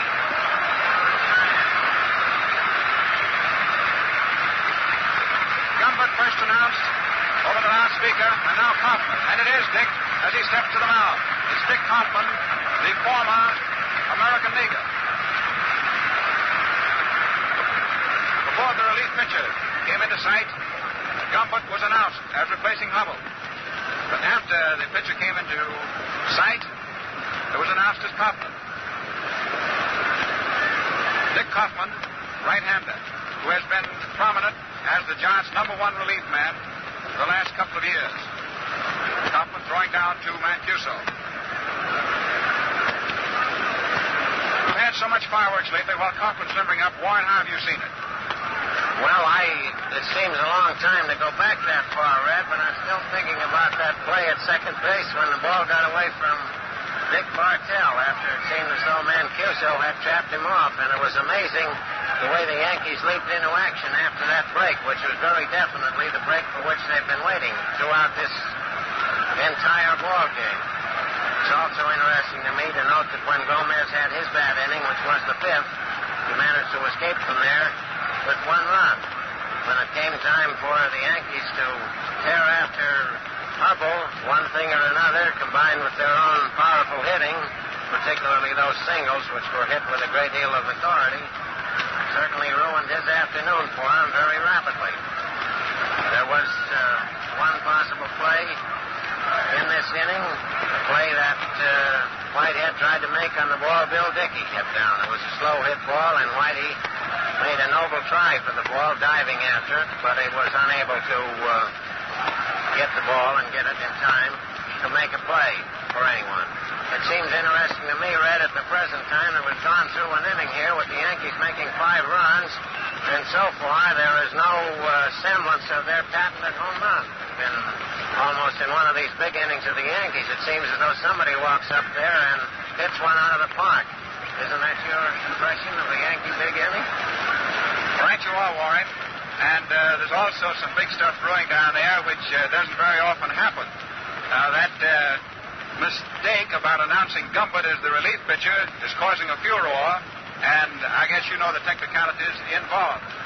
Suppose you go ahead and explain it, Warren. Well, after he becomes announced officially as the pitcher, he is definitely the pitcher until at least he throws 1 ball.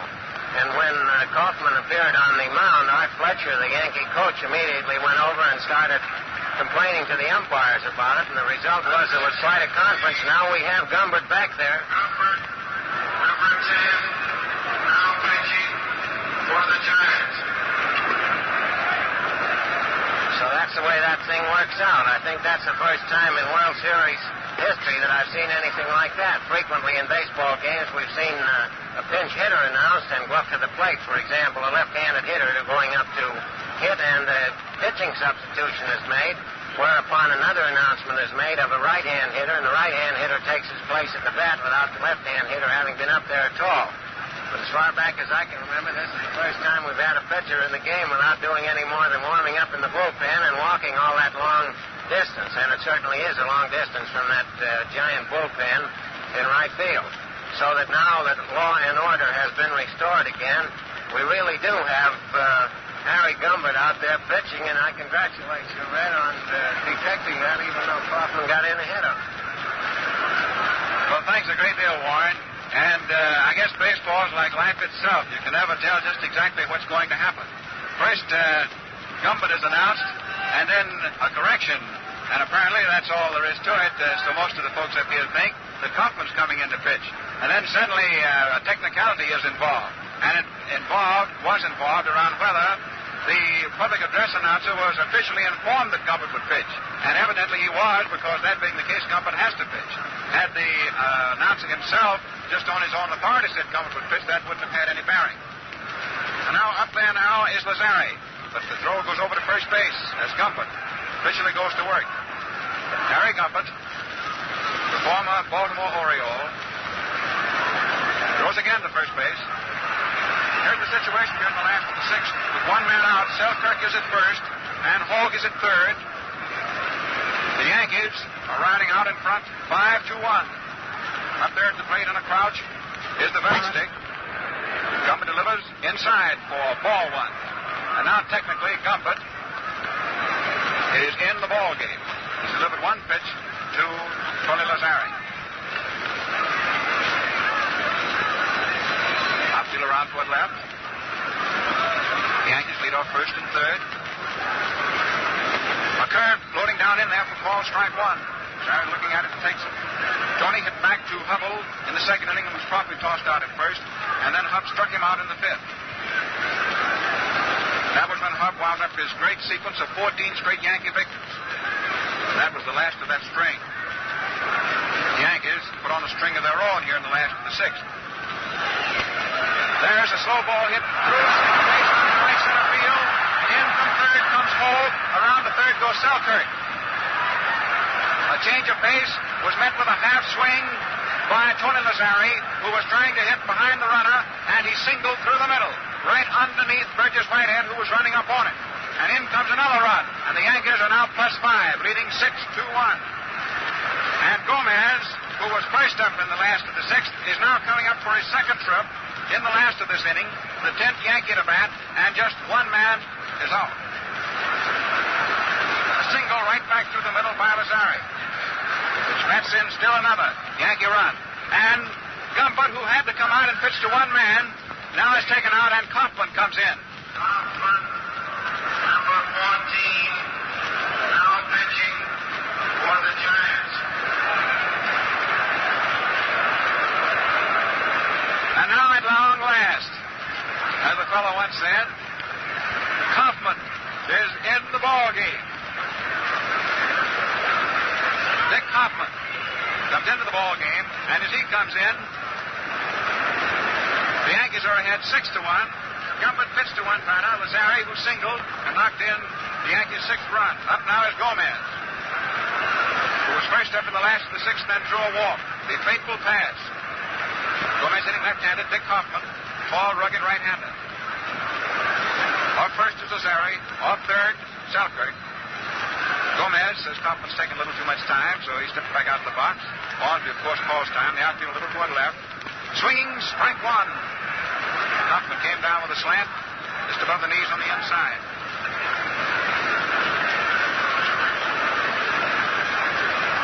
Gomez chokes that bat just about an inch, pumps it back and forth.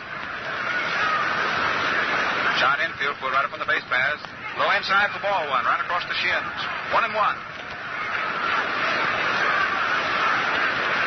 Fletcher jumping up and down, back of third. He's very, very elated. Looks as though he's filled with the elixir of life. The pitch is low. And it's ball two. 2-1. 6-1 in favor of the Yankees. 6 runs in the last of the 6th. Apparently, that isn't all.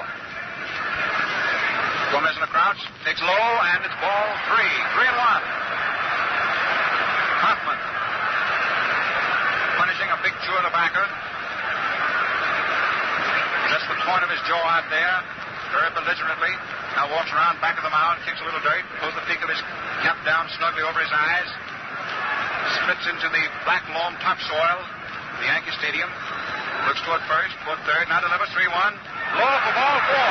Twice Gomez has walked here in the last of the 6th inning, and this reloads the bases.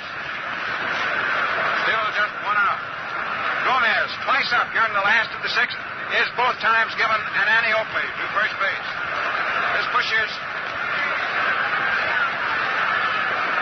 Lazari down to second, and Selkirk down to third. Selkirk already at third. Bases full, 1 out. The batter is Frank Mazzetti, who singled sharply once in this 6th already, up for his second time. Takes it way outside, ball 1. Little shortstopper from the Yankees, choking that war club, standing right off the plate, easily balanced. The base is just as full as a tenement house in a busy district. Kaufman right hands it down, and it's swung on and foul tipped back. 1-1. Gomez at first, Lazari at second, Selkirk at third. Mancuso goes out to talk to Kaufman.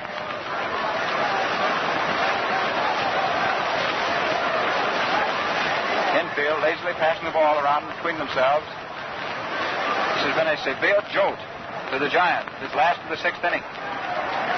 And the Yankees are still the Yankees, running absolutely according to form on the dope sheet. No variations at all. Kaufman comes down, Guzzetti swings. It's a fly ball into short left field. Up comes Joe Moore on the dead run. Under it, make the catch, and the runners are forced to hold where they are. The throw-in is cut off 2/3 of the way toward the plate by third baseman Mel Lyon. That's out number 2 here in the last of the 6th inning.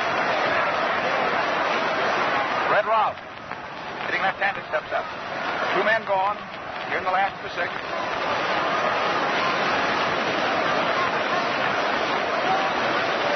Bases full.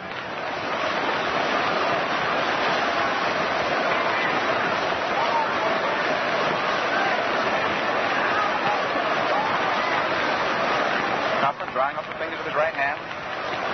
Ralph pulls the black cap down snug around his ears. Pumps that stick back and forth.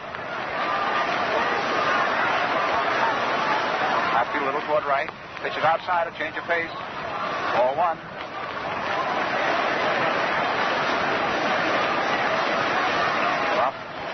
All set. Easily balanced. He has 1 for 3 this afternoon. Takes low inside. Ball 2. It was Kaufman's fastball. His sights were not quite high enough. This vast throng, many, many thousands here at Yankee Stadium, wildly hilarious, and even a foul ball through the first 5.5 innings has sort of settled back. Either completely filled to a point of satiation with happiness, or else completely crushed. Low inside for ball 3, and with the bases loaded, Kaufman is behind to Red Rock. He hasn't hit his target once.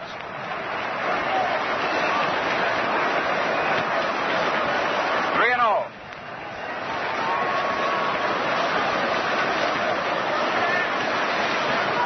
He misses once more, walks in a run. There's a strike.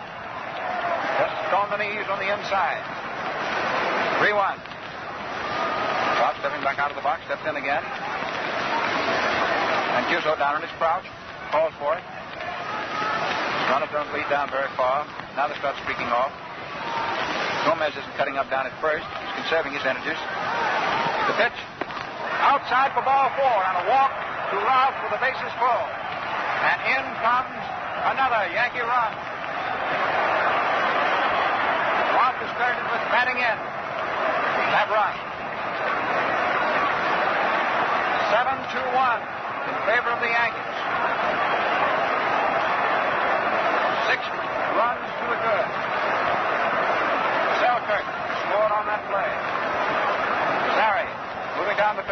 Gomez to second. Up now is Joe DiMaggio. Swings. It's a high fly ball deep out into center field. Lieber goes back and pulls it down. Well, that's all for the first 6 innings, and it looks like it might be all for the afternoon. However, a ball game is never over until the last man is out. But first, before anything else is said by Warren Brown, we pause for station identification.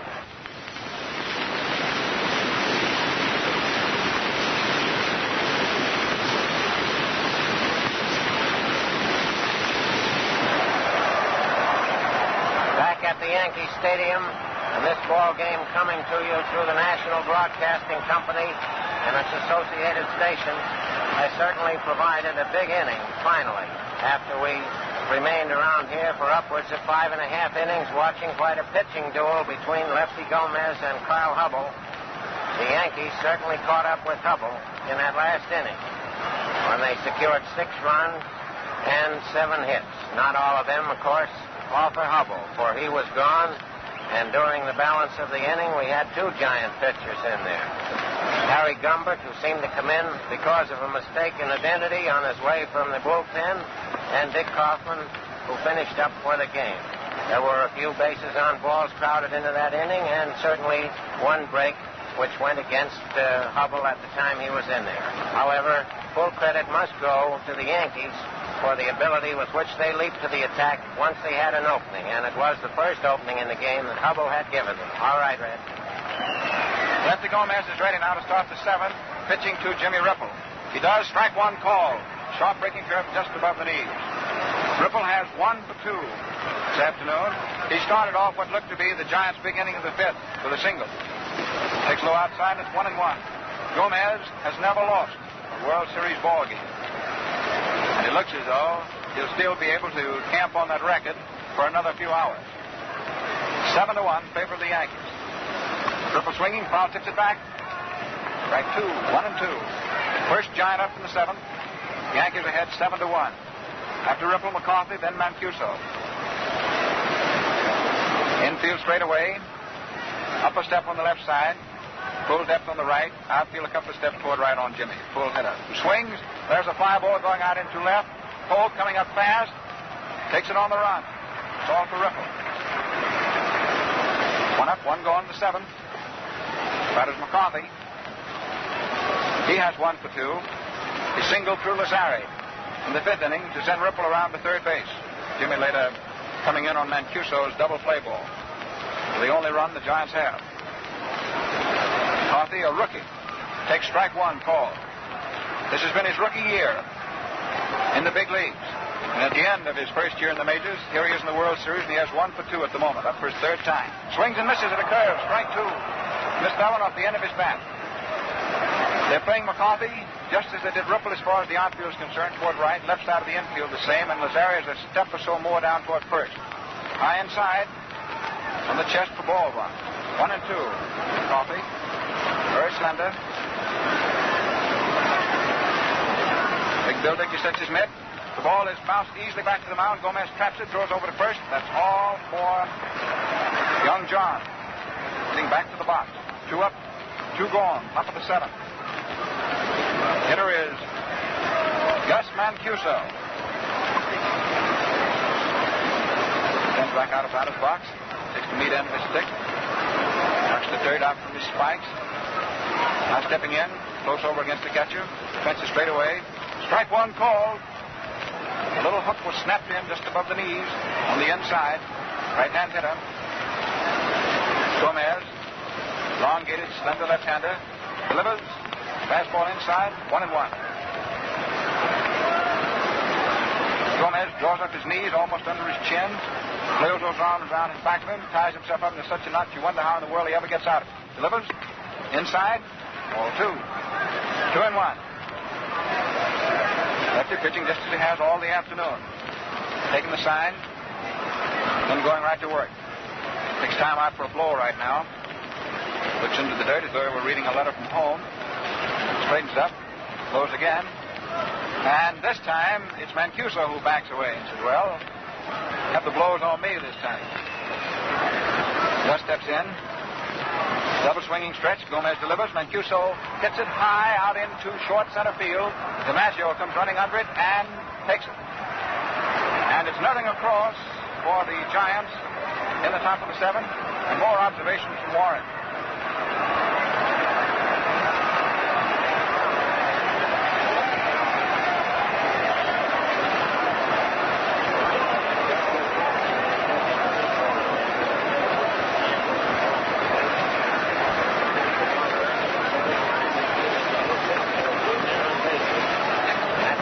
Get almost any ball club down for the time being. Naturally, with Gomez being as effective as he has been throughout his American League season and throughout this ball game, with the exception of the fifth inning, it was hardly likely that the Giants were going to cut loose and have any big inning off of him any more than it was that the Yankees were going to have one off of Carl Hubble. But that, to me, is one of the reasons why there are probably more than 60,000 people here looking at this baseball game. One never knows what is going to happen in a ball game. At the very minute that Hubble walked Gomez, who was a pitcher, no one suspected that he was due for the trouble that happened. And so, Red, looks like they're ready to start again, maybe on Kaufman this time. Dick Kaufman ready to pitch to Lou Gehrig. And does so, calls strike one, buzzing it down just above the knees on the outside. Gehrig has 0 for 2 official trips. The only time he got on was in the sixth with a delivered walk. Later came around to be scored.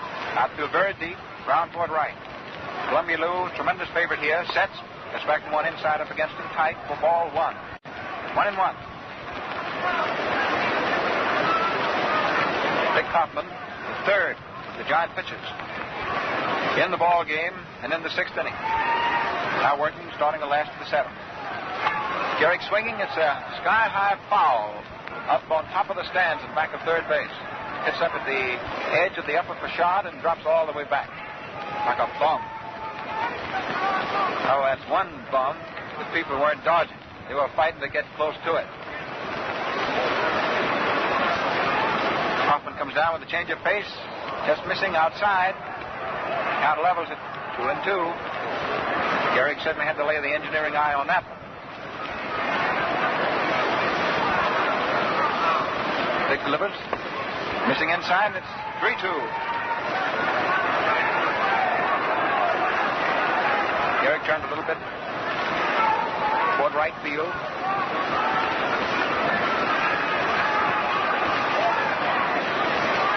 Digs in solidly, standing on those piano legs of his. Takes outside for ball 4. And Gehrig is walked first up in the last of the seventh. That's walk number 3, given up by Kaufman. Walk number 6, given to the Yankees.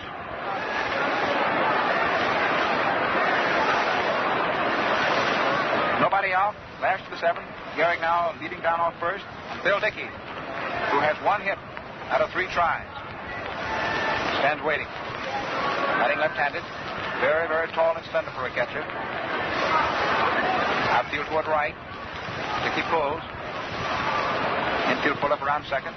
Bill takes a curve outside. Ball 1. Kaufman missing.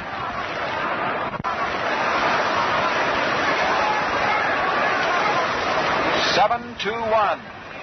Favor of the Yankees. Nobody out. Last of the seventh. The man on first. Low for ball 2. Kaufman's having trouble with his control. There's no new experience for Kaufman to be pitching against the Yankees. Most of his major league career has been in the American League.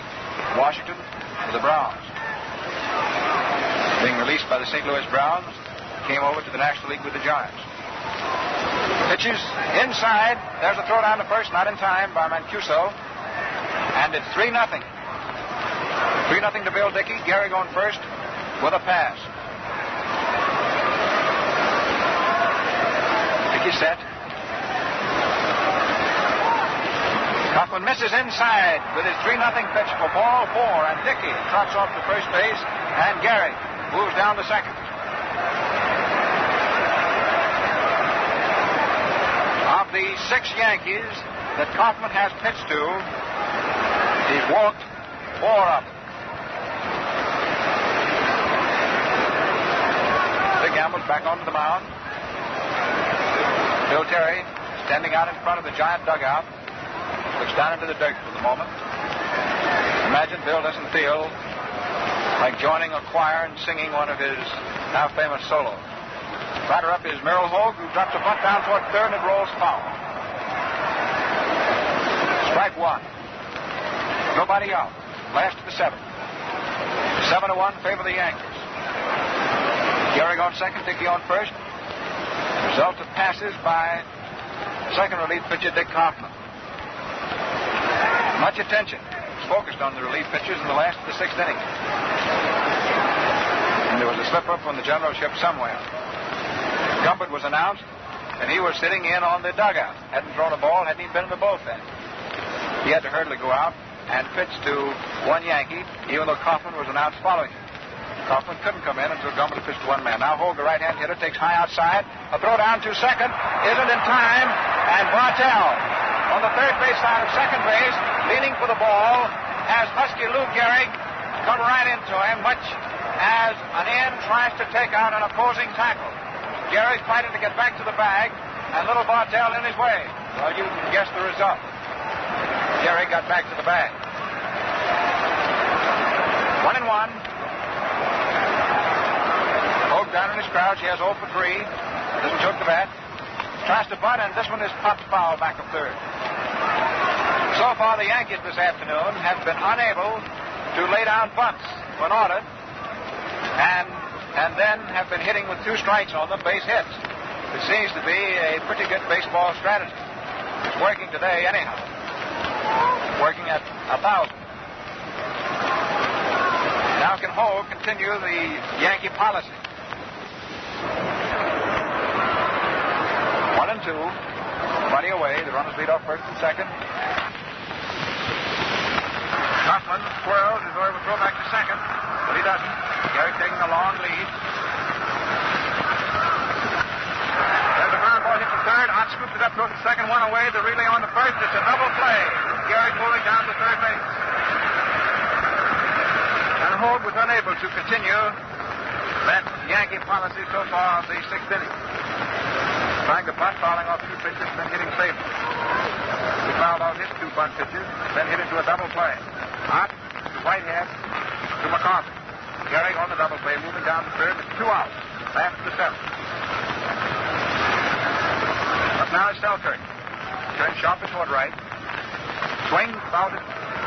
Sends around. Strike one. George has 1 for 3. His singles came in the sixth. Along with one of the Yankee hits came. There was a sharp one wrapped through the hole between first and second out into right field. Outside, ball 1. 1-1. 2 out. Gehrig on third, 90 feet away. The Yankees lead 7-1. Outfield pulled around toward right.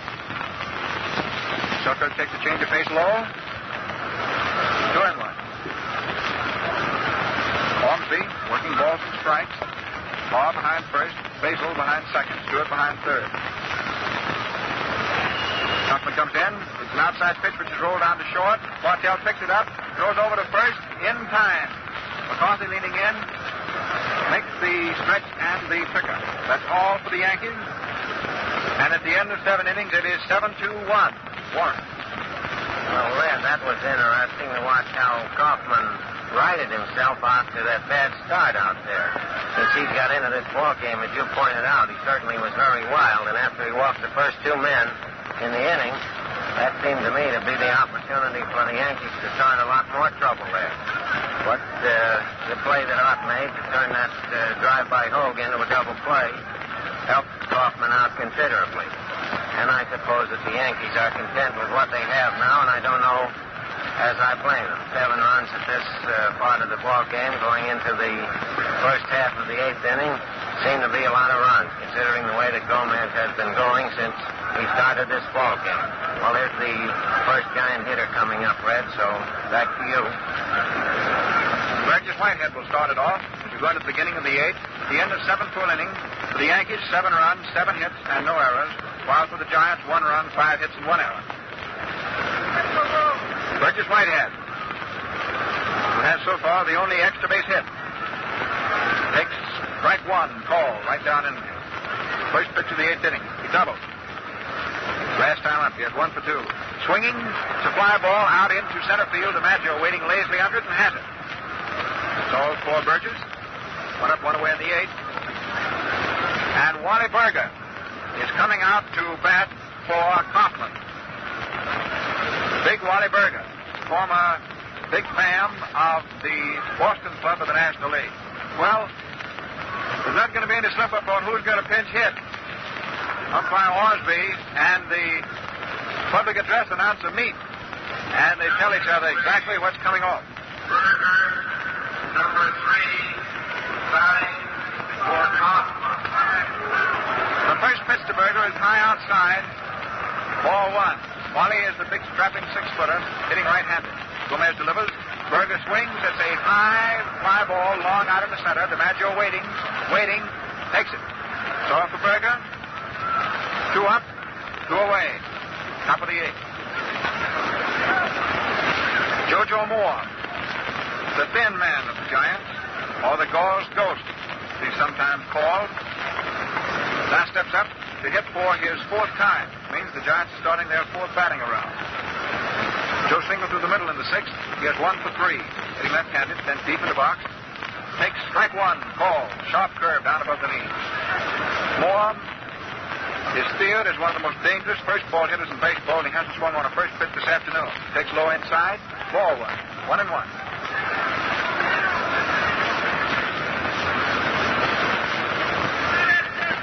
Joe pumping that stick. The pitch low outside. Moore's ahead. Gomez behind.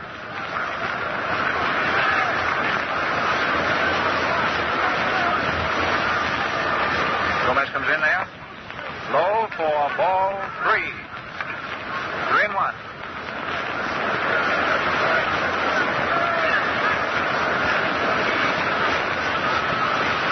Pitch.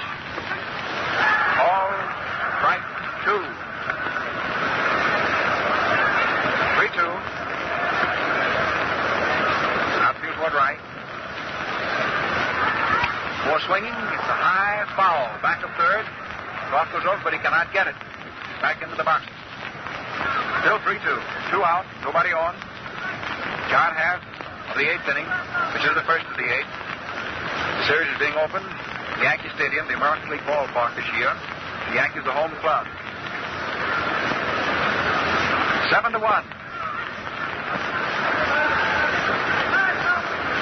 The argument of power supremacy. 7-1 favor the Yankees. Moore swings on another 3-2 pitch. This is a fly ball into short left field, and it drops safely in there for a base hit. Moore turns to the left at first, then holds on, dropping a fly ball single in short left field, about 15 feet inside the foul line. That's the second straight hit for Moore. He's the first Giant to have more than 1 blow. It's hit number 6 off Gomez, and it's the first hit off Gomez since White hit doubled with 2 out in the 5th. 2 out, Moore leading off first, and the batter is Dick Bartell. There's 1 for 3. Swings on the first pitch. It's a long line drive deep into left, and it's caught right back up against the stands by left fielder Hogue. Ball for the top of the 8th. The Yankees are still a plus 6 runs. 1. To be the effective pitcher that he has been right down the line, that base hit that Joe Moore dropped over there in the left field wasn't such a severe one that it would have startled anybody. And at all events, it came when there were 2 out, which is a good time normally for base hits to come, especially when there are no one on base. Since his little mishap in the 5th inning, Gomez has gone right straight through this ball game, and he's pitched, I wouldn't say remarkable baseball, but he's pitched the kind of baseball that people have been expecting from him. Because of the fact that Wally Berger was used as a pinch hitter in the game, we will have a chance this afternoon to look at 4 of the Giant pitchers. And, Red, because we can never be sure who the Giant pitchers are after that practice that was established in the 6th inning, suppose you take a look at him out there and decide whether or not he's Smith. He looks like Smith to me. Do you think he is Smith? Well, if he's not Smith, Warren, he's certainly wearing Al's uniform and looks just like him. Al Smith turned out of a little left-handed curveball artist. The 4th Giant pitcher. thrown against the Yankees here in the first game, 1937 World Series. Smith had just taken his place there on the mound, simply throwing down to Gus Mancuso. In the season of 36, Smith was just about tops for the Giant relievers. One time, Bill Terry said that he just about the best relief pitcher that he ever saw, especially coming in there with a curveball. However, this year, Al has not been tremendously effective. And the relief burden among the Giants has had to be shifted around from man to man. However, it's a well-known fact that when the Giants want some real relief pitching, Hubble has usually been the fellow who went out there and made one run stand up. First Yankee up in the last of the eighth inning is Tony Lazzari. Lots of people are now beginning to leave as we go into the last of the eighth inning. Lazzari hitting right-handed, swings on an inside pitch, missing for strike one. A steady stream of people trying to beat the mob, which will be pouring out of Yankee Stadium in 6 more outs. Now leaving already. Lazzari takes low inside. 1-1. Al Smith coming on for the last of the eighth. And it's the New York Yankees, 7 runs, the New York Giants, 1. 7-1. Smith comes down. High. 2-1. Al's very stocky. Throws sort of side on. Doesn't wind up. Outfield is toward the left on Lazzari. Tony takes up against him for ball 3. 3-1. Smith taking the return from Mancuso, slowly back to the mound.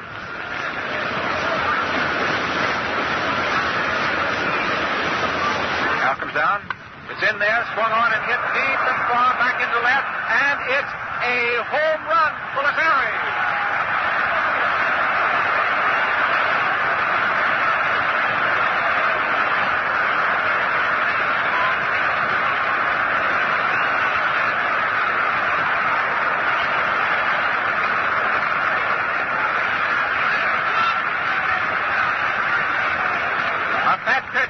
Say that 3-1 came down in there and did Lazzari go after it and get fat on it. The first home run of the 1937 World Series. Hit high, far into the lower spectators, deep behind left field and well up among them. No question about that. And now it's 8-1. And Gomez is up. Swings and misses, strike one. About the one thing left to make Gomez's cup of joy overflow is to get a base hit. He, like any other pitcher, dearly loves him. Gets back from one up against him. 1-1. Lazzari really pickled one for keeps just a moment ago. Smith comes down with a curve in there. Ball strike 2. That one drove Gomez. Left-hand hitter back a step and then broke away from him and down over cleanly. 1 ball, 2 strikes. Nobody out. Gomez falls away from a pitch, pulls it deep into right field, and Ripple, misjudging it, then goes back to make a spectacular catch.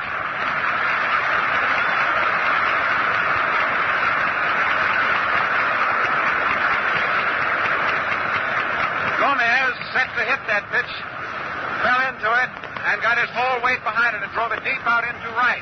Ripple came in, misjudged it at first, then saw the ball was going to carry, fall over his head, started running back. 1 foot slipped underneath him, but still he managed to get strength from somewhere and leap high into the air to make a spectacular one-handed catch and save himself. Frank Rossetti hits the first pitch, a line drive right to Melon. And that's 2 away in the last of the 8th inning. Warren's going to tell you more about Ripple's catch. I can see him sort of licking his chops in preparation for that. Line drive hit back Rossetti to Melon for the second out. Now it's 2 away, last of the 8th inning. Nobody on and Red Roth up. He has 1-4-3 official tries. Hitting left-handed, he tries to bunt and foul tips it. Strike 1. Left-hand batter, left-hand pitcher, Al Smith, the 4th Giant hurler in this ball game since the 6th inning. 8-1, favor of the Yankees. Outfield straight away. Roth doesn't go after it, but it's good. Ball strike 2. Smith burnt that one through his fastball. Ripple put it deep out in right. Off down his crouch. Leads back from one inside. Ball 1. 1-2. Off up there hitting. DiMaggio leaning down on his right knee on deck. Ralph cocks that stick back in his left ear. Swings. It's a high fly ball out into left field. Joe Moore goes back one step. Now comes in one and has it. That's all for the last of the 8th. Warren? Fred, I noticed that you suggested that I was going to talk something about that catch that Ripple made in this inning. First, I want to say that this inning stirred memories in me rather than excited me about what happened here. When Tony Lazzeri got his home run this afternoon, the first one of the 1937 World Series, I was thinking about one that he made last year, which came with 3 men on bases. That was truly a sensational one, since that doesn't happen very often in World Series history. When Ripple started after that ball out there, believe it or not, Red, I was thinking of a catch he made in Chicago not long ago with 3 men on bases at a time when some of us thought that the pennant lay between the Giants and the Cubs. And if he hadn't made that catch for those 3 men on bases, why, maybe there would have been a little different in here.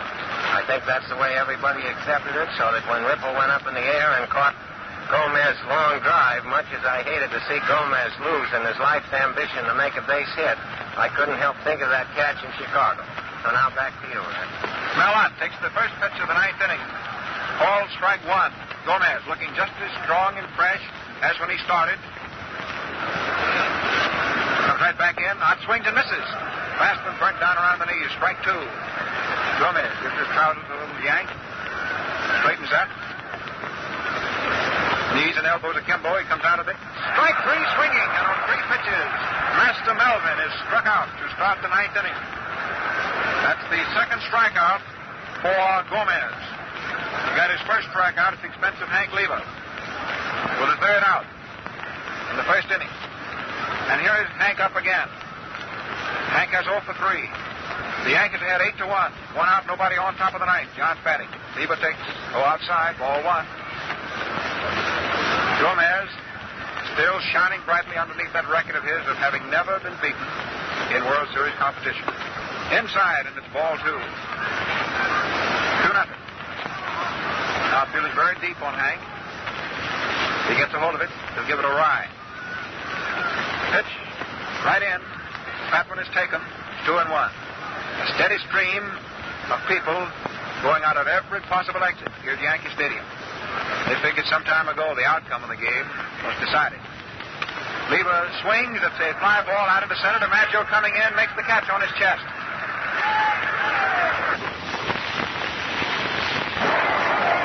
Two away, top of the 9th.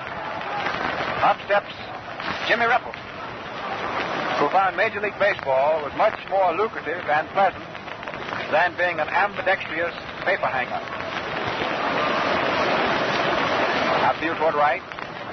Ripple hitting left-handed, takes inside against him, all 1. Jimmy looking very calm and cool. To say that he is a left-handed hitter is only half the truth. The pitch. Call strike 1. When Ripple came to the Giants, he hit from either side of the plate. Terry insisted that he hit as a left-handed swinger. Low, outside, 1 and 2.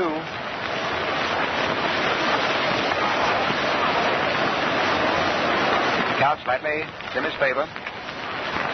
2 out, top of the 9th. Nobody on. The Yankees 7 runs to the good, leading 8-1. 2 balls and 1 strike. Gomez delivers. Low outside, and it's 3-1. Ripple looking very coolly. He's 1 for 3 this afternoon. Single first up in the 5th inning. Ball 4. Walk going down to first base. And that's the first base on balls given up by lefty Gomez this afternoon. 7 of the Yankees received gratuities. Ripple on first, 2 out. Batter is young Jack McCarthy. Now, John, if you don't know him very closely. Swings and misses. Strike 1. That one right down in there. McCarthy, slender, young first baseman. He's finishing his first year in the majors by participation in the World Series. Swings, foul tips that one back for strike 2. Gomez has promptly gone ahead of him with his first 2 pitches. 0-2 to McCarthy. Dickey down in his crouch. First baseman Gehrig back to his fielding post. Ripple's allowed to lead his ball off first if he wants to. High outside. Ball 1. 1-2 to McCarthy. Gomez at the moment seems to be just slightly tired. He gives you the impression that he is trying to put a little bit more on the ball than he has any other time. Pitch is high. 2-2.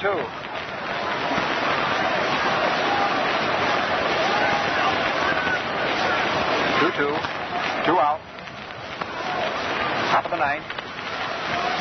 McCarthy waiting. Dickey calls to the pitch. McCarthy swinging. Foul tips it right back onto the screen. Count still hangs at 2-2. Field pull toward right. Things are quiet right now.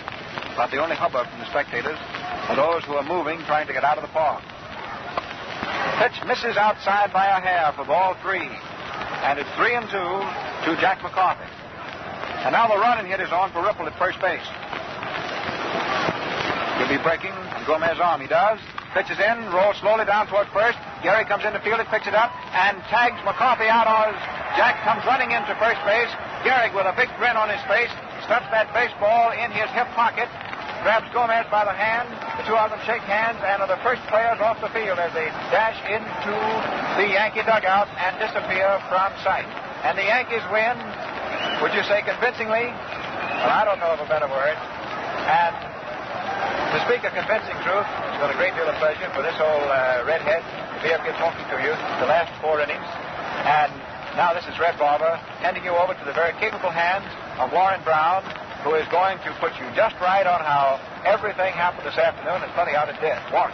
Well, thank you, Red. And summing up this ball game, the first of the 1937 World Series, it was, after all, strictly a matter of pitchers. It started out that way between Lefty Gomez, the best pitcher, I suppose, in the American League, and Carl Hubbell, who was certainly the superior left-hander in the National League. Right up until the 6th inning, it was a ball game between these two. And if anything, Hubbell seemed to be the more effective of the two. In the 5th inning, the New York Giants had crowded Gomez sufficiently to score 1 run, which looked like a lot of runs. In that inning, manager Joe McCarty of the Yankees, who has steered them to a couple of pennants in a row and 1 World Championship, had to make up his mind whether he wanted to pull his infield back and play for a double play and stake the Yankees or the Giants, I should say, to 1 run and take his chance on what would follow. That's what he did. Pulled his infield back, and Gus Mancuso hit into a double play. Out of that, the Yankees were able to escape with only having the 1 run scored against them, which came in on the double play, and that was the one big inning, or the start of one big inning, that the Giants were able to have off Gomez all afternoon. On the other side of the field, Hubbell, after walking 1 man and allowing a hit in the 1st inning, was unhittable right on through to the 6th inning. Then he did a thing which baseball folk always think, since there is a lot of superstition in baseball, they always think that if you walk the first man, and especially if you walk the pitcher, there's going to be trouble. I don't think that any of the more than 60,000 people in this Yankee Stadium this afternoon suspected that when Lefty Gomez got his base on balls to open the 6th inning, that there was going to be quite as much trouble as there was until the last man was retired. Before the last man was retired in that inning, the Yankees had driven Hubbell out of the box, and because of a mistake in announcement, Harry Gumbert was in there in time to pitch to 1 man who got a base hit off him, and Dick Kaufman finally got the inning over. Before he did, there were 7 runs scored and 6 hits. And that was the ball game. Later on in the game, in the 8th inning, with the 4th Giant pitcher in action, Al Smith, Tony Lazzeri batted out the only home run and, incidentally, the only Yankee extra base hit of the ball game. That made the score 8 for the Yankees, at which they rested on their laurels in this first game. In looking over my scorebook here, I find that the Yankees have 8 runs and 8 hits, which seems to me to be a very effective way of doing business. Going into the game tomorrow, which will also be played at the Yankee Stadium, the 2nd game of the series, I don't imagine either manager will change from his plans. Before the game today, Bill Terry told me that he intended to come in with Cliff Melton, and I imagine he will come in with him. Melton being the young left-hander who has won his 20 games in his first full year up here in the major leagues. Joe McCarty of the Yankees said that he intended to pitch Red Ruffing tomorrow, and Joe was inclined to go a little further. When he talked to me, Joe is an old friend of mine, and he spoke his mind out to me down there in the Yankee dugout before the game. He said that he didn't think that he would go away from a platform that he established rather effectively last year. He said that it would be Gomez today, Ruffing tomorrow, and after that, Monty Pearson and Bump Hadley. And unless the Giants pull themselves together and tear after Melton, I imagine that's the way the Yankees will go through, with the same 4 pitchers that they used in the World Series last year. The game today was certainly an interesting one. There was a lot of spectacular fielding on both sides. And while there wasn't the tremendous burst of hitting that we've been led to expect from these two clubs, and particularly from the Yankees, who have capitalized on their power to win an American League pennant off by themselves, nevertheless, they did mass together and put across one big inning.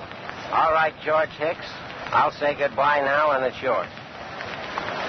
Well, all I can say is that the game is over and that historical first marker is down. Chips are down and the Yanks are up. And the crowd is now pouring out. By the time the game was well underway, by the second inning, practically every seat in the Yankee Stadium was filled. There must have been close to the 60,000 mark and over. The new additions, seats 71,000 at Yankee Stadium now. And so we've had the first game. Right now, as we look down from our tier, the third tier right at the edge over home plate, the diamond itself and the green outfield is simply dotted and spotted all over, and the exits crowded with these thousands of spectators who are taking home their memories of the first game of the 1937 World Series. As I looked at it, very much of a spectator this afternoon, the walk of Gomez in the sixth and that slashing single to center by DiMaggio with the bases loaded for the first runs, well, I think that broke Hubble's heart and the Giants' spirit for the game today. And, by the way, the only homer today was Lazzeri's, the first man up in the eighth. He pulled a terrifically long and high homer into the left field grandstand. It must have gone at least 400 feet. Nobody on, but that was the homer of the day. And so I guess that's about all we can say. This has been brought to you by the NBC and its associated stations from coast to coast. We'll be back on the air tomorrow, of course, with the second game from the same position at Yankee Stadium. As you know, the first 2 games are played at the stadium, and then the third, fourth, and if there is a fifth, at Polo Grounds, and the 6th and 7th at the Yankee Stadium if necessary. We'll be back on the air tomorrow at our regular time, 1:15 Eastern Standard Time. That's 12:15 Central, 11:15 Mountain, 10:15 Pacific Standard Time. Your announcers will be Tom Manning of Cleveland, Red Barber of Cincinnati, and Warren Brown, sports editor of the Chicago Herald-Examiner. And so, well, that's all. Till tomorrow. George Hicks announcing. This program is brought you through the National Broadcasting Company. We wish to thank the American Home Products Corporation, makers of Old English Wax, Louis Philippe Lipstick, and Colonos Toothpaste, Sterling Products Incorporated, makers of Phillips Facial Cream, McKesson & Robbins, makers of Kalox Tooth Powder, and the Procter & Gamble Company, makers of Camay, Oxidol, Crisco, and Ivory Soap, for their courtesy in relinquishing the time for their programs usually heard over some of these stations in order that the National Broadcasting Company might bring you a description of the World Series baseball game.